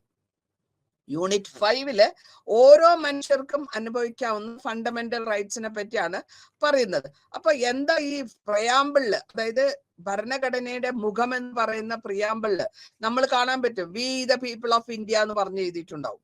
അവിടെ നമ്മൾ സോഷ്യലായിട്ട് സെക്യൂർ ചെയ്യുന്നുണ്ട്, ഫ്രീഡം അനുഭവിക്കുന്നുണ്ട്, ഇക്വാലിറ്റി ഉണ്ട്, നിയമവാഴ്ചയുണ്ട്, ഡിഗ്നിറ്റി ഉണ്ട്. ഇതിനെ പറ്റിയൊക്കെയാണ് ഈ ഫണ്ടമെന്റൽ റൈറ്റ്സിൽ പറഞ്ഞിട്ടുള്ളത്. നേരത്തെ പറഞ്ഞ മാതിരി ഗവൺമെന്റിന്റെ ഡയറക്റ്റീവ് പ്രിൻസിപ്പിൾസിനെ പറ്റിയൊക്കെ ഓരോ സ്റ്റേറ്റ് എന്ത് ചെയ്യണം, എന്ത് ചെയ്യാൻ പാടില്ല എന്നുള്ളതും അവിടെ പരാമർശിച്ചിട്ടുണ്ട്. പാർട്ട് 3 പാർട്ട് 4 റെസ്പെക്റ്റീവ് ആയിട്ട് നമ്മൾ പറഞ്ഞിട്ടുണ്ട്. ഈ ഫണ്ടമെന്റൽ റൈറ്റ്സ് എല്ലാം നമുക്ക് എന്തെങ്കിലും പ്രശ്നം വന്നാൽ കോടതിയിൽ പോവാം, അല്ലാണ്ട് ഏതെങ്കിലും കാരണവശാൽ നമ്മൾക്ക് പ്രൊട്ടക്ഷൻ കിട്ടിയില്ലെങ്കിൽ നമുക്ക് നിയമസഹായം എടുക്കാൻ പറ്റും. പക്ഷെ ഞാൻ നേരത്തെ പറഞ്ഞ മാതിരി directive principles of state policy അത് കോടതിയിൽ പോകാൻ പറ്റില്ല. അത് നോൺ ജസ്റ്റിക്കബിൾ ആണ്, അത് പോകാൻ പറ്റില്ല. അത് പ്രൊവിഷനാണ്, സ്റ്റേറ്റ് ഗവൺമെന്റിന് കൊടുത്തിട്ടുള്ള ഒരു പ്രൊവിഷനാണ്. നിങ്ങൾ ചെയ്യേണ്ടതാണ് ഒരു നിയമം. അത് ചെയ്തിട്ടില്ലെങ്കിൽ, സ്റ്റേറ്റ് ഗവൺമെന്റ് അത് ചെയ്തില്ലെങ്കിൽ ഒരു ജനസമ്മതിക്ക് വേണ്ടിയിട്ട് അവർ കോടതിയിൽ പോയിട്ട് കേസ് കൊടുത്തിട്ടൊന്നും കാര്യമില്ല. കാരണം അത് അവരുടെ ഒരു ജനാധിപത്യത്തിൽ ഗവൺമെന്റിന്റെ റൂളാണ്. ഡയറക്റ്റീവ് പ്രിൻസിപ്പിൾസ് സ്റ്റേറ്റിനുള്ള റൈറ്റ് കൊടുത്തിരിക്കുക. പക്ഷെ അതിനെ ക്വസ്റ്റ്യൻ ചെയ്യാൻ ഒരു പൗരനും അവകാശമില്ല. ഇനി ഇതിന്റെ ബാക്ക്ഗ്രൗണ്ട് എന്താന്ന് വെച്ച് കഴിഞ്ഞാല് ഈ ഫണ്ടമെന്റൽ റൈറ്റ്സ് 19ാം നൂറ്റാണ്ടിലാണ് കൊണ്ടുവരുന്നത്. അതായത് ഫണ്ടമെന്റൽ റൈറ്റ്സ് വഴി ഇന്ത്യൻ നാഷണൽ കോൺഗ്രസ് 1985 ഉണ്ടാക്കുകയും അതിൽ കൂടെ സെയിം ആയിട്ടുള്ള റൈറ്റ്സ് എന്ന് വെച്ചാൽ നമ്മളുടെ അവകാശങ്ങൾ, അത് ബ്രിട്ടീഷ് കാലത്ത് എൻജോയ് ചെയ്തിരുന്ന മാതിരി തന്നെ ആ റൈറ്റ്സിനെ ഇവിടെ നമ്മുടെ കോൺസ്റ്റിറ്റ്യൂഷൻ, നമ്മുടെ ഫണ്ടമെന്റൽ ബില്ലിൽ കൊണ്ടുവന്നു 1995. എന്നിട്ട് ഈ റൈറ്റ്സ് എന്തൊക്കെയാന്ന് വെച്ചാൽ freedom of speech, imprisonment by competent authority, free state of education, ഇതൊക്കെ വരുന്നുണ്ട്. അപ്പൊ ഇതിൽ നമ്മൾ മനസ്സിലാക്കുന്നത് ബ്രിട്ടീഷ് ഗവൺമെന്റിന്റെ കാലഘട്ടത്തിൽ ഇന്ത്യൻ പൗരന് അനുഭവിക്കാൻ പറ്റിയിരുന്ന കാര്യങ്ങളെ പറ്റിയാണ് അവരെ പരാമർശിച്ചിട്ടുള്ളത്. ആ റൈറ്റ്സ് എന്തൊക്കെയാണോ അതിനെ ഇന്ത്യൻ നാഷണൽ കോൺഗ്രസ് 1917 മുതൽ 19 വരെ സെവറൽ ബില്ലിലാക്കി കമ്മിറ്റി വഴിയും റിപ്പോർട്ട് ചെയ്തിട്ടുണ്ട്. ഈ റിപ്പോർട്ടിനെ, അതായത് Commonwealth bill of India bill 1925 draft ചെയ്തത് ആനി ബെസന്റ്. എന്നിട്ട് അതുകൂടാതെ നെഹ്റു റിപ്പോർട്ട് എന്ന് പറഞ്ഞ 1928 സപ്രു റിപ്പോർട്ട് 1947 റിപ്പോർട്ട് കിട്ടിയിട്ടാണ് ഇതൊക്കെ കൂട്ടിയാണ് ഒരുമിച്ച് സബ് കമ്മിറ്റി കോൺസ്റ്റിറ്റ്യൂന്റ് അസംബ്ലിയിലെ ഫെഡറൽ റൈറ്റ്സ് ഉണ്ട്. ഇനി ഒന്നൊന്നായിട്ട് നമുക്ക് നോക്കാം എന്തൊക്കെയാണ് ഈ റിപ്പോർട്ടിൽ പറഞ്ഞിട്ടുള്ളത്. കോമൺവെൽത്ത് ബില്ലില് 1925 ഫണ്ടമെന്റൽ റൈറ്റ്സിനെ പറ്റിയാണ് പറഞ്ഞിട്ടുള്ളത്. അതായത് ഓരോ പൗരനും അനുഭവിക്കുന്ന individual liberty, freedom of consciousness, free expression of opinion, ഇതൊക്കെ അതിലാണ് വരുന്നത്. ബില്ലിൽ അതേമാതിരി തന്നെ റൈറ്റ് ഉണ്ട്, അവകാശമുണ്ട്. ഫ്രീ എലിമെന്ററി എഡ്യൂക്കേഷൻ, ഫ്രീ ആയിട്ടുള്ള എഡ്യൂക്കേഷൻ കിട്ടണം. Equal right to use road, എല്ലാ റോഡ് ഉപയോഗിക്കാനുള്ള അവകാശം, കോർട്ടിൽ പോകാനുള്ള അവകാശം, ഇതൊക്കെ ഇതിലാണ് കോമൺവെൽത്ത് ബില്ലിലാണ് വന്നിട്ടുള്ളത്. നെഹ്റു റിപ്പോർട്ടില് 1928 വന്ന നെഹ്റു റിപ്പോർട്ടില് അവിടെ അതെങ്ങനെയാ വരുന്നത് വെച്ചാൽ സൈമൺ കമ്മീഷൻ വരുന്നുണ്ട് 27. നമ്മൾ 1927, അതായത് ബ്രിട്ടീഷ് ഗവൺമെന്റ് ടൈമില്, കൊളോണിയൽ ടൈമില്, ആ സൈമൺ കമ്മീഷൻ വഴി അവർ ഉദ്ദേശിക്കുന്നത് 43ാമത്തെ ആനുവൽ സെഷൻ മദ്രാസിൽ നടക്കുമ്പോൾ ഒരു ഡ്രാഫ്റ്റിംഗ് കമ്മിറ്റി അല്ലെങ്കിൽ സ്വരാജ് കോൺസ്റ്റിറ്റ്യൂഷൻ ഫോർ ഇന്ത്യ എന്നുള്ള ഒന്ന് ഡ്രാഫ്റ്റ് ചെയ്യാൻ വേണ്ടിയിട്ടാണ് ഇവർ വരുന്നത്. ഇവരുടെ ഉദ്ദേശം എന്താ വെച്ചാൽ, ടാസ്ക് എന്താ വെച്ചാൽ ഒരു കമ്മിറ്റിക്ക് കൊടുത്തിരിക്കുകയാണ്. ആ കമ്മിറ്റി നെഹ്റു കമ്മിറ്റി, കാരണം മോത്തിലാൽ നെഹ്റു ആണ് അതിന്റെ ചെയർമാൻ. ഈ നെഹ്റു റിപ്പോർട്ട് അണ്ടർലൈൻ ചെയ്യുന്നത് ഫണ്ടമെന്റൽ റൈറ്റ്സിനെ പറ്റിയും അത് എന്തുകൊണ്ട് കൊളോണിയൽ ടൈമിൽ ഡിനൈ ചെയ്തു എന്നുള്ളതാണ് ഉദ്ദേശിക്കുന്നത്. ഈ ഫണ്ടമെന്റൽ റൈറ്റ്സ് നെഹ്റു റിപ്പോർട്ടിൽ കോമൺവെൽത്തിൽ പറഞ്ഞിട്ടുള്ള മാതിരി അല്ല എന്നുള്ളത് അവർ പറഞ്ഞെടുക്കുകയും ചെയ്യുന്നു. അപ്പൊ മൈനോറിറ്റി ആയിട്ടുള്ള ആൾക്കാർക്കുള്ള റിപ്പോർട്ട്സ് അല്ലെങ്കിൽ റൈറ്റ്സ് എന്താന്ന് ചോദിക്കണം. അപ്പൊ കോൺഗ്രസ് പാർട്ടി ഈ സമയത്ത് 1931 കറാച്ചിയിലെ റെസൊല്യൂഷൻ പാസ്സാക്കുകയാണ്. ആ റെസൊല്യൂഷനിൽ എക്സ്പ്ലോയിറ്റേഷൻ കൂടുതൽ ആൾക്കാരെ എക്സ്പ്ലോയിറ്റ് ചെയ്തെടുക്കുക, ഇന്ത്യൻ ഫ്രീഡം ഇന്റർവെൻഷൻ, പൊളിറ്റിക്കലായിട്ട് ഇൻവോൾവ് ചെയ്യുക, ഇതിനെപ്പറ്റിയൊക്കെ അവര് പരാമർശിച്ചിട്ടുണ്ട്. ഇനി അടുത്തതായിട്ട് നമ്മൾ പറയാൻ പോകുന്നത് സാപ്രോ റിപ്പോർട്ട് ഓഫ് 1945. സാപ്രോ റിപ്പോർട്ടിൽ എന്താന്ന് വെച്ചാൽ ഇതിന്റെ റിപ്പോർട്ടിന്റെ ഡ്യൂട്ടി എന്താന്ന് വെച്ചാൽ ഒരു കോൺസ്റ്റിറ്റ്യൂഷൻ ഫോർ ഫ്യൂച്ചർ ഇന്ത്യക്ക് വേണ്ടി ഉണ്ടാക്കുക. ഇതില് ഈ കമ്മിറ്റിയില് 30 ആൾക്കാരുണ്ട്, മെമ്പേഴ്സ് ഉണ്ട്. ഈ 30 കമ്മിറ്റിയുടെ മെമ്പേഴ്സിന്റെയും ഹെഡ് ചെയർമാൻ ആയിട്ട് വരുന്നത് തേജ് ബഹാദൂർ സാപ്രു. അതുകൊണ്ടാണ് സാപ്രു റിപ്പോർട്ട് എന്ന് നമ്മൾ പറയുന്നത്. അത് സാപ്രു ആണെങ്കിൽ ഒരു ലോയറാണ്, എമിനന്റ് ആയിട്ടുള്ള ഒരു ലോയറാണ്. ഈ റിപ്പോർട്ട് പബ്ലിഷ് ചെയ്യുന്നത് 1945-ലാണ്. അതിൽ പറഞ്ഞിട്ടുള്ളത് എന്ത് കാര്യം എന്ന് വെച്ചാല് 2 സജഷൻസ് ആണ് അവർ പറയുന്നത്. ഈ സാപ്രോ റിപ്പോർട്ടിലെ 2 സജഷൻസ് നമ്മളുടെ അവകാശത്തിനെ പറ്റിയുള്ള 2 സജഷൻ ആണ് പറയുന്നത്. ആദ്യത്തേത് ഡിസ്റ്റിങ്ഷൻ, അതായത് ജസ്റ്റിസ് ആയിട്ടുള്ള റൈറ്റ്സും, അതായത് ജസ്റ്റിഫൈ ചെയ്യുന്ന കോടതിയിൽ പോകാവുന്ന റൈറ്റ്സ് എന്തും നോൺ കോടതിയിൽ പോകാൻ പാടില്ലാത്ത റൈറ്റ്സ് എന്താണ്. രണ്ടാമതായിട്ട് പറയുന്നത് ഇതില് പറഞ്ഞിട്ടുള്ള റൈറ്റ്സിൽ കൂടെ മൈനോറിറ്റി ആയിട്ടുള്ളവർക്ക് എന്ത് പ്രൊട്ടക്ഷൻ കിട്ടുന്നു. ഇത് രണ്ടുമാണ് മെയിൻ ആയിട്ട് ഈ സാപ്രോ റിപ്പോർട്ടിൽ പരാമർശിച്ചിട്ടുള്ളത്. ഇനി ഈ സബ് കമ്മിറ്റി ഉണ്ടാക്കുന്നുണ്ട്, ഫണ്ടമെന്റൽ റൈറ്റ്സിന് വേണ്ടിയിട്ടുള്ള സബ് കമ്മിറ്റി ഉണ്ടാക്കുന്നു. ആ സബ് കമ്മിറ്റി വഴി നമ്മൾ എന്താ ചെയ്യുന്ന ഒരു സജഷൻസ് ആണ് കൊടുക്കുന്നത്. ഫണ്ടമെന്റൽ റൈറ്റ്സ്, മൈനോറിറ്റി ആയിട്ടുള്ളവരുടെ അവകാശങ്ങൾ, ട്രൈബൽ ആൻഡ് എക്സ്ക്ലൂഡ് ഏരിയാസ് വരുന്നവർക്ക്. ഇതിന്റെ ഹെഡായിട്ട് വരുന്നത് സർദാർ വല്ലഭായ് പട്ടേലാണ്. ഇതിനെ കമ്മിറ്റീനെ ഡിവൈഡ് ചെയ്ത് സബ് കമ്മിറ്റി ഉണ്ടാക്കുന്നു, പല വിധത്തിൽ കുഞ്ഞു കുഞ്ഞു കമ്മിറ്റികൾ. ഈ സബ് കമ്മിറ്റികളും ഈ ഫണ്ടമെന്റൽ റൈറ്റ്സിനെ പറ്റിയാണ് പറയുന്നത്. ആ ഫണ്ടമെന്റൽ റൈറ്റിനെ സബ് കമ്മിറ്റിയും റൈറ്റ്സ് കമ്മിറ്റി അതിന്റെ ഹെഡായിട്ട് വരുന്നത് JB കൃപാലിനി. അപ്പൊ ഈ കമ്മിറ്റികള് റെപ്രസെന്റേഷൻ കൊടുത്ത് ഓരോ സൊസൈറ്റി ഡിവിഷൻ, സെക്ഷൻ സൊസൈറ്റി, പിന്നെ സ്ത്രീകൾ കൂടെ വരുന്ന ആ സ്ത്രീകളുടെ ഇൻക്ലൂഡിങ് സ്ത്രീയായിട്ടുള്ള അമിത് കൗറും ഹൽസ മെഹ്തയ്ക്കും മെമ്പർഷിപ്പ് ഈ റെപ്രസെന്റേഷൻ വരുന്നുണ്ട്. ഇമ്പോർട്ടന്റ് ഡിസിഷൻ ആയിട്ട് എടുക്കുന്നത് സബ് കമ്മിറ്റി എടുത്തിട്ടുള്ളത് ഫണ്ടമെന്റൽ റൈറ്റ്സ് ജസ്റ്റിയബിൾ റൈറ്റ് ആണോ എന്നുള്ളതാണ്. അപ്പൊ ഇങ്ങനത്തെ സജഷൻസും ഇൻകോർപ്പറേറ്റ് ചെയ്തിട്ടാണ് നമ്മുടെ ഫണ്ടമെന്റൽ റൈറ്റ്സ് പാർട്ടി കോൺസ്റ്റിറ്റ്യൂഷൻ നേരത്തെ നമ്മള് അസംബ്ലിയിൽ വന്നിട്ടുള്ളത്. ഇനി ഈ ഫണ്ടമെന്റൽ റൈറ്റ്സ് എന്തൊക്കെയാണെന്ന് പറയുകയാണെങ്കിൽ എല്ലാവരും നിയമത്തിന്റെ മുമ്പിൽ ഈക്വൽ ആണ്. അതായത് ഞാനിപ്പോ പറയുന്നത് ഫണ്ടമെന്റൽ റൈറ്റ്സിന്റെ ഘടകങ്ങളാണ്. എല്ലാവരും നിയമത്തിന്റെ മുമ്പിൽ എല്ലാവരും തുല്യരാണ്. എല്ലാവർക്കും എല്ലാ റൈറ്റ്സ് ഉണ്ട്. അസോസിയേഷൻ ഫോം ചെയ്യാനും, ഏത് റിലീജിയൻ, ഏത് മതം വേണമെങ്കിലും സ്വീകരിക്കാനും, ഒരാൾക്കും അവരുടെ ജീവിതത്തിൽ നിന്ന് പ്രോപ്പർട്ടിയോ എക്സെപ്റ്റ് ലോ പ്രകാരമുള്ളത് മാറ്റാനുള്ള അത് കഴിവില്ല. ഇനി മൈനോറിറ്റി, രണ്ടാമത്തത് മൈനോറിറ്റിയിൽ പ്രൊട്ടക്ട് ചെയ്യേണ്ടതുണ്ട്. അവർക്ക് ലാംഗ്വേജ്, ഏത് ഭാഷയായാലും സ്ക്രിപ്റ്റ് ആയാലും കൾച്ചർ ആയാലും ഉപയോഗിക്കാൻ പറ്റും. ഇതിനെയും ആർബിട്രറി ആയിട്ട് നമ്മൾ ഉപയോഗിക്കുന്നു. ഈ മൂന്നാമത്തെ ആർട്ടിക്കിൾസ് വഴി നമ്മൾ ഓരോരുത്തരുടെയും ആക്ഷനും പ്രൈവറ്റ് ഇൻഡിവിജ്വൽ ആക്ഷനും ഒക്കെ പറയുന്നുണ്ട്. ആർട്ടിക്കിൾ 17 ഞാൻ നേരത്തെ പറഞ്ഞു, തൊട്ടുകൂടായ്മ, അൺടച്ചബിലിറ്റി കുറച്ചുപോയി, അബോളിഷ് ചെയ്തു. 15 അവര് സിറ്റിസൺ, ഒരു കാരണവശാലും ഒരു പൗരന് ഡിസബിലിറ്റി ഉണ്ട് അല്ലെങ്കിൽ ന്യൂനതയുണ്ട് എന്ന് പറഞ്ഞിട്ട് ഷോപ്പിൽ പോവാണ്ടിരിക്കാൻ പാടില്ല, അവർക്ക് എൻട്രി ഒന്നും പണ്ട് നമ്മൾക്ക് ഇതൊക്കെ ഉണ്ടായിരുന്നല്ലോ. കാസ്റ്റിന്റെ റിലീജിയത്തിന്റെ ബേസിൽ ഒരുമിച്ചുള്ള ആഹാരം കഴിക്കാൻ പാടില്ല, സെക്സ്, അങ്ങനത്തെ കാര്യങ്ങളൊക്കെയാണ്.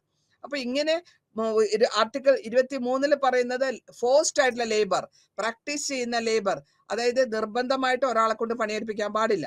ഇതേമാതിരി പിന്നെ പറയുന്നത് വേരിയസ് ആയിട്ടുള്ള വളരെ വിധത്തിലുള്ള സുപ്രീം കോടതി പറയുന്നത് ഫണ്ടമെന്റൽ റൈറ്റ്സ് നമ്മൾ എങ്ങനെ എൻഫോഴ്സ് ചെയ്യാന്നുള്ളതാണ്.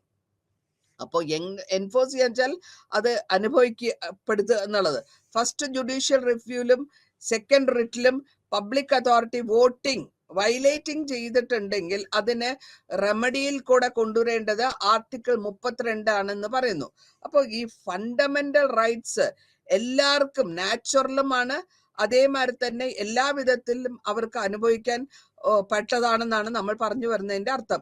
ഇനി 6 ഫണ്ടമെന്റൽ റൈറ്റ്സ് ഉണ്ടായിരുന്നു നമ്മൾക്ക്. ആദ്യം 7 ഉണ്ടായിരുന്നു, പിന്നെ അത് 6ആയിട്ട് മാറുകയാണ്. 1950 ഫണ്ടമെന്റൽ 7 ഫണ്ടമെന്റൽ റൈറ്റ്സ് പറഞ്ഞിട്ടുള്ളത്. അതായത് 44 അമെന്റ്മെന്റിൽ വഴി 1978 ഒന്ന് മാറ്റി. അതാണ് ഇപ്പോൾ 6 റൈറ്റ്സ് എന്ന് പറയുന്നത്.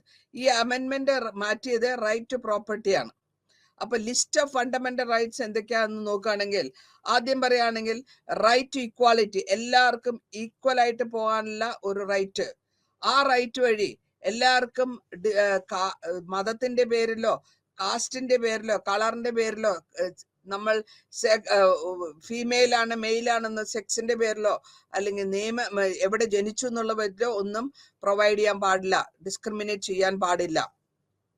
ആർട്ടിക്കിൾ 15, 16, 17, 18 സോഷ്യോ എക്കണോമിക് ഇക്വാളിറ്റി ആണ് പറയുന്നത്. സോഷ്യലായിട്ടും എക്കണോമിക്കലും എല്ലാവർക്കും അനുഭവിക്കാൻ പറ്റുന്നുള്ളതാണ് പറ്റി പറയുന്നത്. പിന്നെ സ്റ്റേറ്റ് ഒരു പോളിസികൾ പ്രൊട്ടക്റ്റീവ് ഡിസ്ക്രിമിനേഷൻ, സ്ത്രീകൾക്കുള്ള വെൽഫെയർ എന്നുള്ളതും എടുത്ത് പരാമർശിക്കുന്നുണ്ട്. Woman, children, socially education background ഉള്ളവർക്കും അതേമാതിരി ഷെഡ്യൂൾ കാസ്റ്റ്, ഷെഡ്യൂൾ ട്രൈബ് ഒരു കാരണവശാലും ഒരു വിധത്തിലും അവരുടെ ഡിസ്ക്രിമിനേഷൻ എന്ന് വെച്ചാൽ വകതിര് മേൽക്കോയ്മ അല്ലെങ്കിൽ അവരെ അകത്തേക്ക് കയറ്റാണ്ടിരിക്കാൻ പാടില്ല, പബ്ലിക് റെസ്റ്റോറന്റ് ഉപയോഗിക്കാൻ പാടില്ല, അങ്ങനത്തെ ആ നിയമം അങ്ങനെ വല്ല പ്രശ്നങ്ങൾ വരികയാണെങ്കിൽ യൂസ് കുളങ്ങളോ കിണറുകളോ ഉപയോഗിക്കാൻ പാടില്ല. പണ്ട് അതൊക്കെ ഉണ്ടായിരുന്നു, അങ്ങനെയൊന്നും പാടില്ല എന്നാണ് ഈ ഉദ്ദേശിക്കുന്നതിന്റെ അർത്ഥം. പബ്ലിക് ആയിട്ടുള്ള എല്ലാവർക്കും ജനറൽ ആയിട്ടുള്ള എല്ലാവർക്കും അത് ഉപയോഗിക്കാനുള്ള അധികാരമുണ്ട്. ഇനി ആർട്ടിക്കിൾ 16 പറയുന്നത് എല്ലാ ജനതയ്ക്കും, ഇന്ത്യയിൽ ജനിച്ചിട്ടുള്ള എല്ലാവർക്കും പബ്ലിക് ജോബില് എംപ്ലോയ്മെന്റ് മേടിക്കാനുള്ള റൈറ്റ് ഉണ്ട് അല്ലെങ്കിൽ അവകാശമുണ്ട്. ഒരു കാരണവശാലും ഒരു മതത്തിന്റെയോ ജാതിയുടെയോ സ്ഥലത്തിന്റെയോ ബർത്തിന്റെയോ പേരിൽ അവർക്ക് അവകാശം ഇല്ല എന്ന് പറയാൻ പാടില്ല. അത് മാത്രമല്ല സ്റ്റേറ്റ് റിസർവ് ചെയ്യുന്നുണ്ട് ഓഫീസുകളിൽ. അതേമാതിരി ഈ ആർട്ടിക്കിൾ 17 അൺടച്ചബിലിറ്റി, ഞാൻ പറഞ്ഞു തൊട്ടുകൂടായ്മ നിർത്തിച്ചു.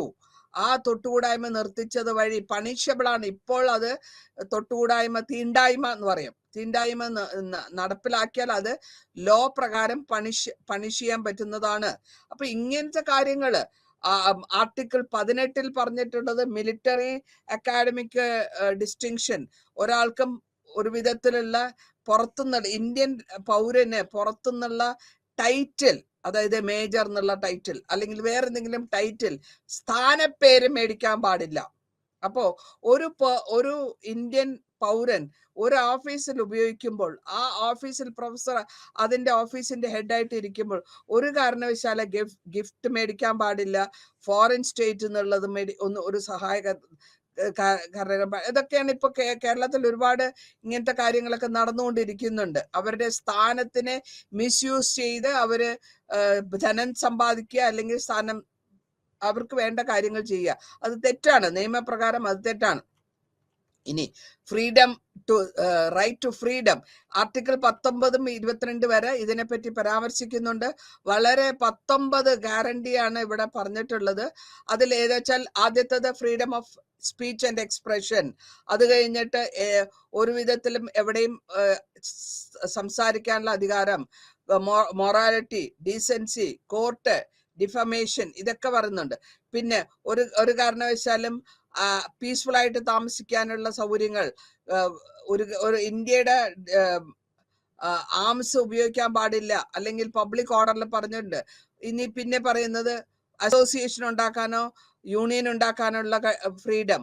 അതിൽ sovereignty, Indian sovereignty society, cooperative society വഴിയും 97ാമത്തെ അമെന്റ്മെന്റ് വഴി പറയുന്നുണ്ട്. അപ്പം എവിടെ വേണമെങ്കിലും പോവാം, മൂവ്മെന്റ് എവിടെ വേണമെങ്കിലും, ഇന്ത്യയിൽ എവിടെ വേണമെങ്കിലും പോവാം, എവിടെ വേണമെങ്കിലും താമസിക്കാൻ, ടെറിട്ടറിയിൽ എവിടെ വേണമെങ്കിലും താമസിക്കാൻ. നമുക്കിവിടെ ബീഹാറിൽ നിന്ന് ആൾക്കാർ വന്ന് ഇവിടെ താമസിക്കുന്നുണ്ടല്ലോ, any part of the world.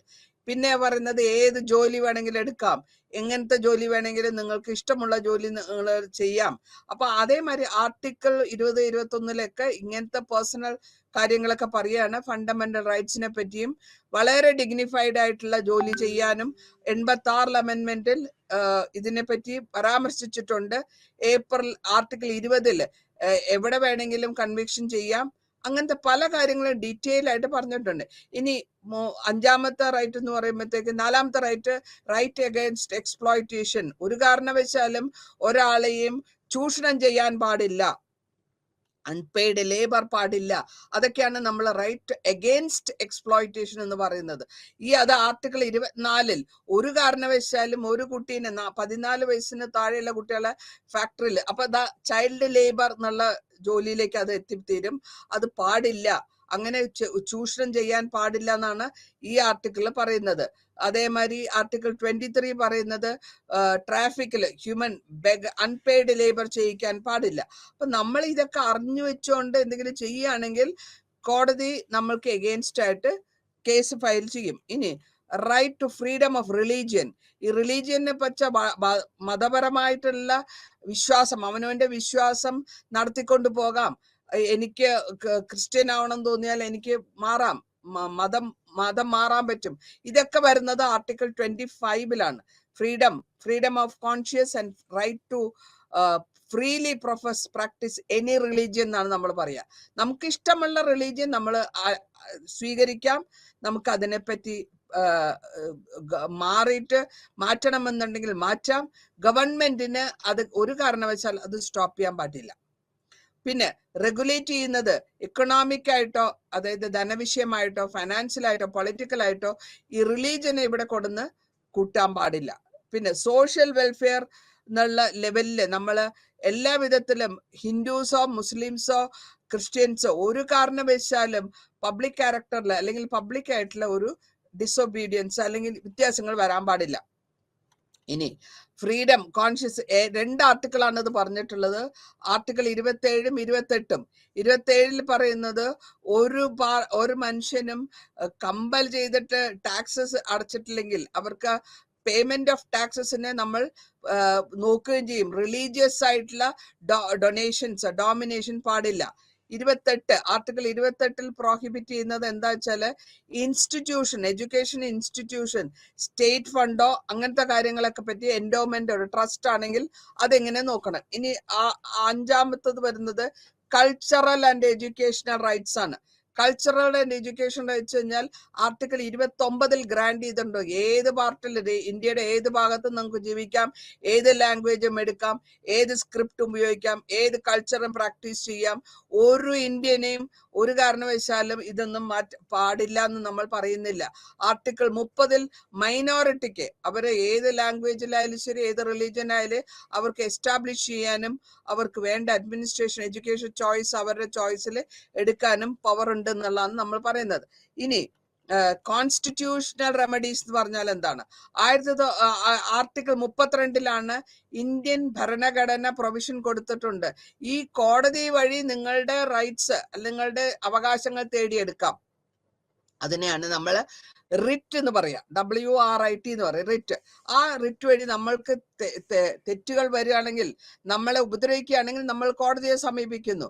കോടതിയെ സമീപിച്ച് അവിടെ കോടതി മുഖാന്തരം നമുക്ക് ഫണ്ടമെന്റൽ റൈറ്റ്സ് എന്നെ പിടിച്ചു കൊണ്ടുപോയി ഹൈബസ് കോർപ്പസ് അതൊക്കെ ആ സമയത്താണ് നമ്മൾ ഉപയോഗിക്കുന്നത്. നമ്മൾ എന്തെങ്കിലും പ്രശ്നം വന്നാൽ നമ്മൾ കോടതിയെ സമീപിക്കും. കോടതി വഴി നമ്മളുടെ പ്രശ്നങ്ങൾ സോൾവ് ചെയ്യുക കോർട്ട് മുഖാന്തരം. അതിനാണ് ഈ പ്രത്യേകമായിട്ട് കോൺസ്റ്റിറ്റ്യൂഷണൽ ഇതെന്ന് പറഞ്ഞത്, അല്ലെങ്കിൽ കോൺസ്റ്റിറ്റ്യൂഷണൽ പ്രൊവിഷൻ. മണ്ടംസ് വെച്ചാൽ കമാൻഡ് ആണ്. ഒരു ഓർഡറും അതോറിറ്റി ചെയ്യാൻ പാടില്ല, റിഫ്യൂസ് ചെയ്യാൻ പാടില്ല. മണ്ടംസിന്റെ പ്രൊസീജിയേഴ്സ് പ്രസിഡന്റും ഗവർണർ ഓഫ് സ്റ്റേറ്റ് ആണ് നോക്കുന്നത്. പ്രോഹിബിഷൻ എന്ന് വെച്ചാൽ ഒരു കാരണവശാലും ഹൈക്കോടതിയോ സുപ്രീം കോടതിയുടെ ഇൻഫീരിയർ കോടതിയിലെ പ്രോഹിബിഷൻ ചെയ്യാൻ പാടില്ല.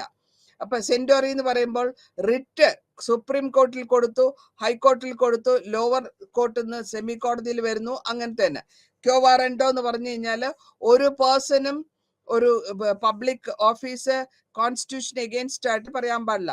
ഇപ്പൊ ബേസിക് സ്ട്രക്ചർ ഡോക്ടറിൻ എന്താന്ന് പറയുന്നത്, നമ്മൾ ഇന്ത്യൻ റൈറ്റ്സിന് ജുഡീഷ്യലായിട്ട് സെക്കുലറിസവും പാർലമെന്ററി ഡെമോക്രസിയും ഡെവലപ്പ് ചെയ്ത് കൊണ്ടുപോകുന്നതിനെ പറ്റിയാണ് നമ്മൾ കൂടുതലായിട്ട് പറയുന്നത്. 44ാമത്തെ അമെൻമെന്റ് ഫണ്ടമെന്റൽ റൈറ്റ്സിന് പ്രോപ്പർട്ടി മാത്രമേ മാറ്റിയിട്ടുള്ളൂ. അപ്പൊ ഇങ്ങനത്തെ കേസസ് ഒക്കെ വരുമ്പോഴത്തേക്കും നമ്മൾ ഇതിനെ റെസ്പോൺസിബിൾ ആയിട്ടുള്ള ഫണ്ടമെന്റൽ റൈറ്റ്സ് നമ്മളുടെ ഡ്യൂട്ടി നമ്മൾ വളരെ കാര്യമായിട്ട് ചെയ്യണം എന്നുള്ളതാണ് ഈ ഫണ്ടമെന്റൽ ഡ്യൂട്ടികളിൽ വഴി നമ്മൾ പറഞ്ഞ് മനസ്സിലാക്കിയിട്ടുള്ളത്.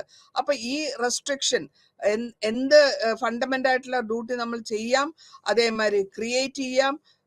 ഡിസ്ക്രിപ്ഷൻ ഒക്കെ ആർട്ടിക്കിൾ 33 പാർലമെന്റ് പറഞ്ഞിട്ടുണ്ട് ഫണ്ടമെന്റൽ റൈറ്റ്സിനെ ആംഡ് ഫോഴ്സസിലോ ഒക്കെ വഴി കൊണ്ടുപോകാം. അപ്പൊ ഇതൊക്കെ കൊണ്ടാണ് നമ്മളുടെ ഫണ്ടമെന്റൽ റൈറ്റ്സിലും നമ്മൾ വളരെ കാര്യമായിട്ട് നമ്മൾ നോക്കേണ്ടത്, നമുക്ക് റൈറ്റ്സ് ഉണ്ടെങ്കിൽ, അധികാരം എടുക്കാനുണ്ടെങ്കിൽ നമ്മൾക്ക് ഡ്യൂട്ടികളൊക്കെ കോൺസ്റ്റിറ്റ്യൂഷണൽ റെമഡീസ് വഴി നമ്മൾ സ്വീകരിച്ചെടുക്കാം എന്നുള്ളതാണ് പറഞ്ഞത്. അപ്പൊ ഈ ചാപ്റ്ററിൽ കൂടുതലായിട്ട് നമ്മൾ ഫണ്ടമെന്റൽ റൈറ്റ്സിനെ പറ്റി പറയുമ്പോൾ കോൺസ്റ്റിറ്റ്യൂഷണൽ വഴി എല്ലാവിധ നിയമവാഴ്ചകളും ജസ്റ്റിഫൈ ചെയ്തെടുക്കാനും ഇന്ത്യൻ ഗവൺമെന്റിന്റെ ഫണ്ടമെന്റൽ ആയിട്ടുള്ള ഒരു ഡ്യൂട്ടിയാണ് എല്ലാവർക്കും എല്ലാ വിധത്തിലും റിറ്റ് മുഖാന്തരം പോവുക, അതേമാതിരി ഫണ്ടമെന്റൽ റൈറ്റ്സ് ഉപയോഗിക്കുക, കോൺസ്റ്റിറ്റ്യൂഷനെ എതിർക്കാണ്ടിരിക്കുക, അല്ലെങ്കിൽ നിയമവാഴ്ചകളെ സ്വീകരിക്കുക.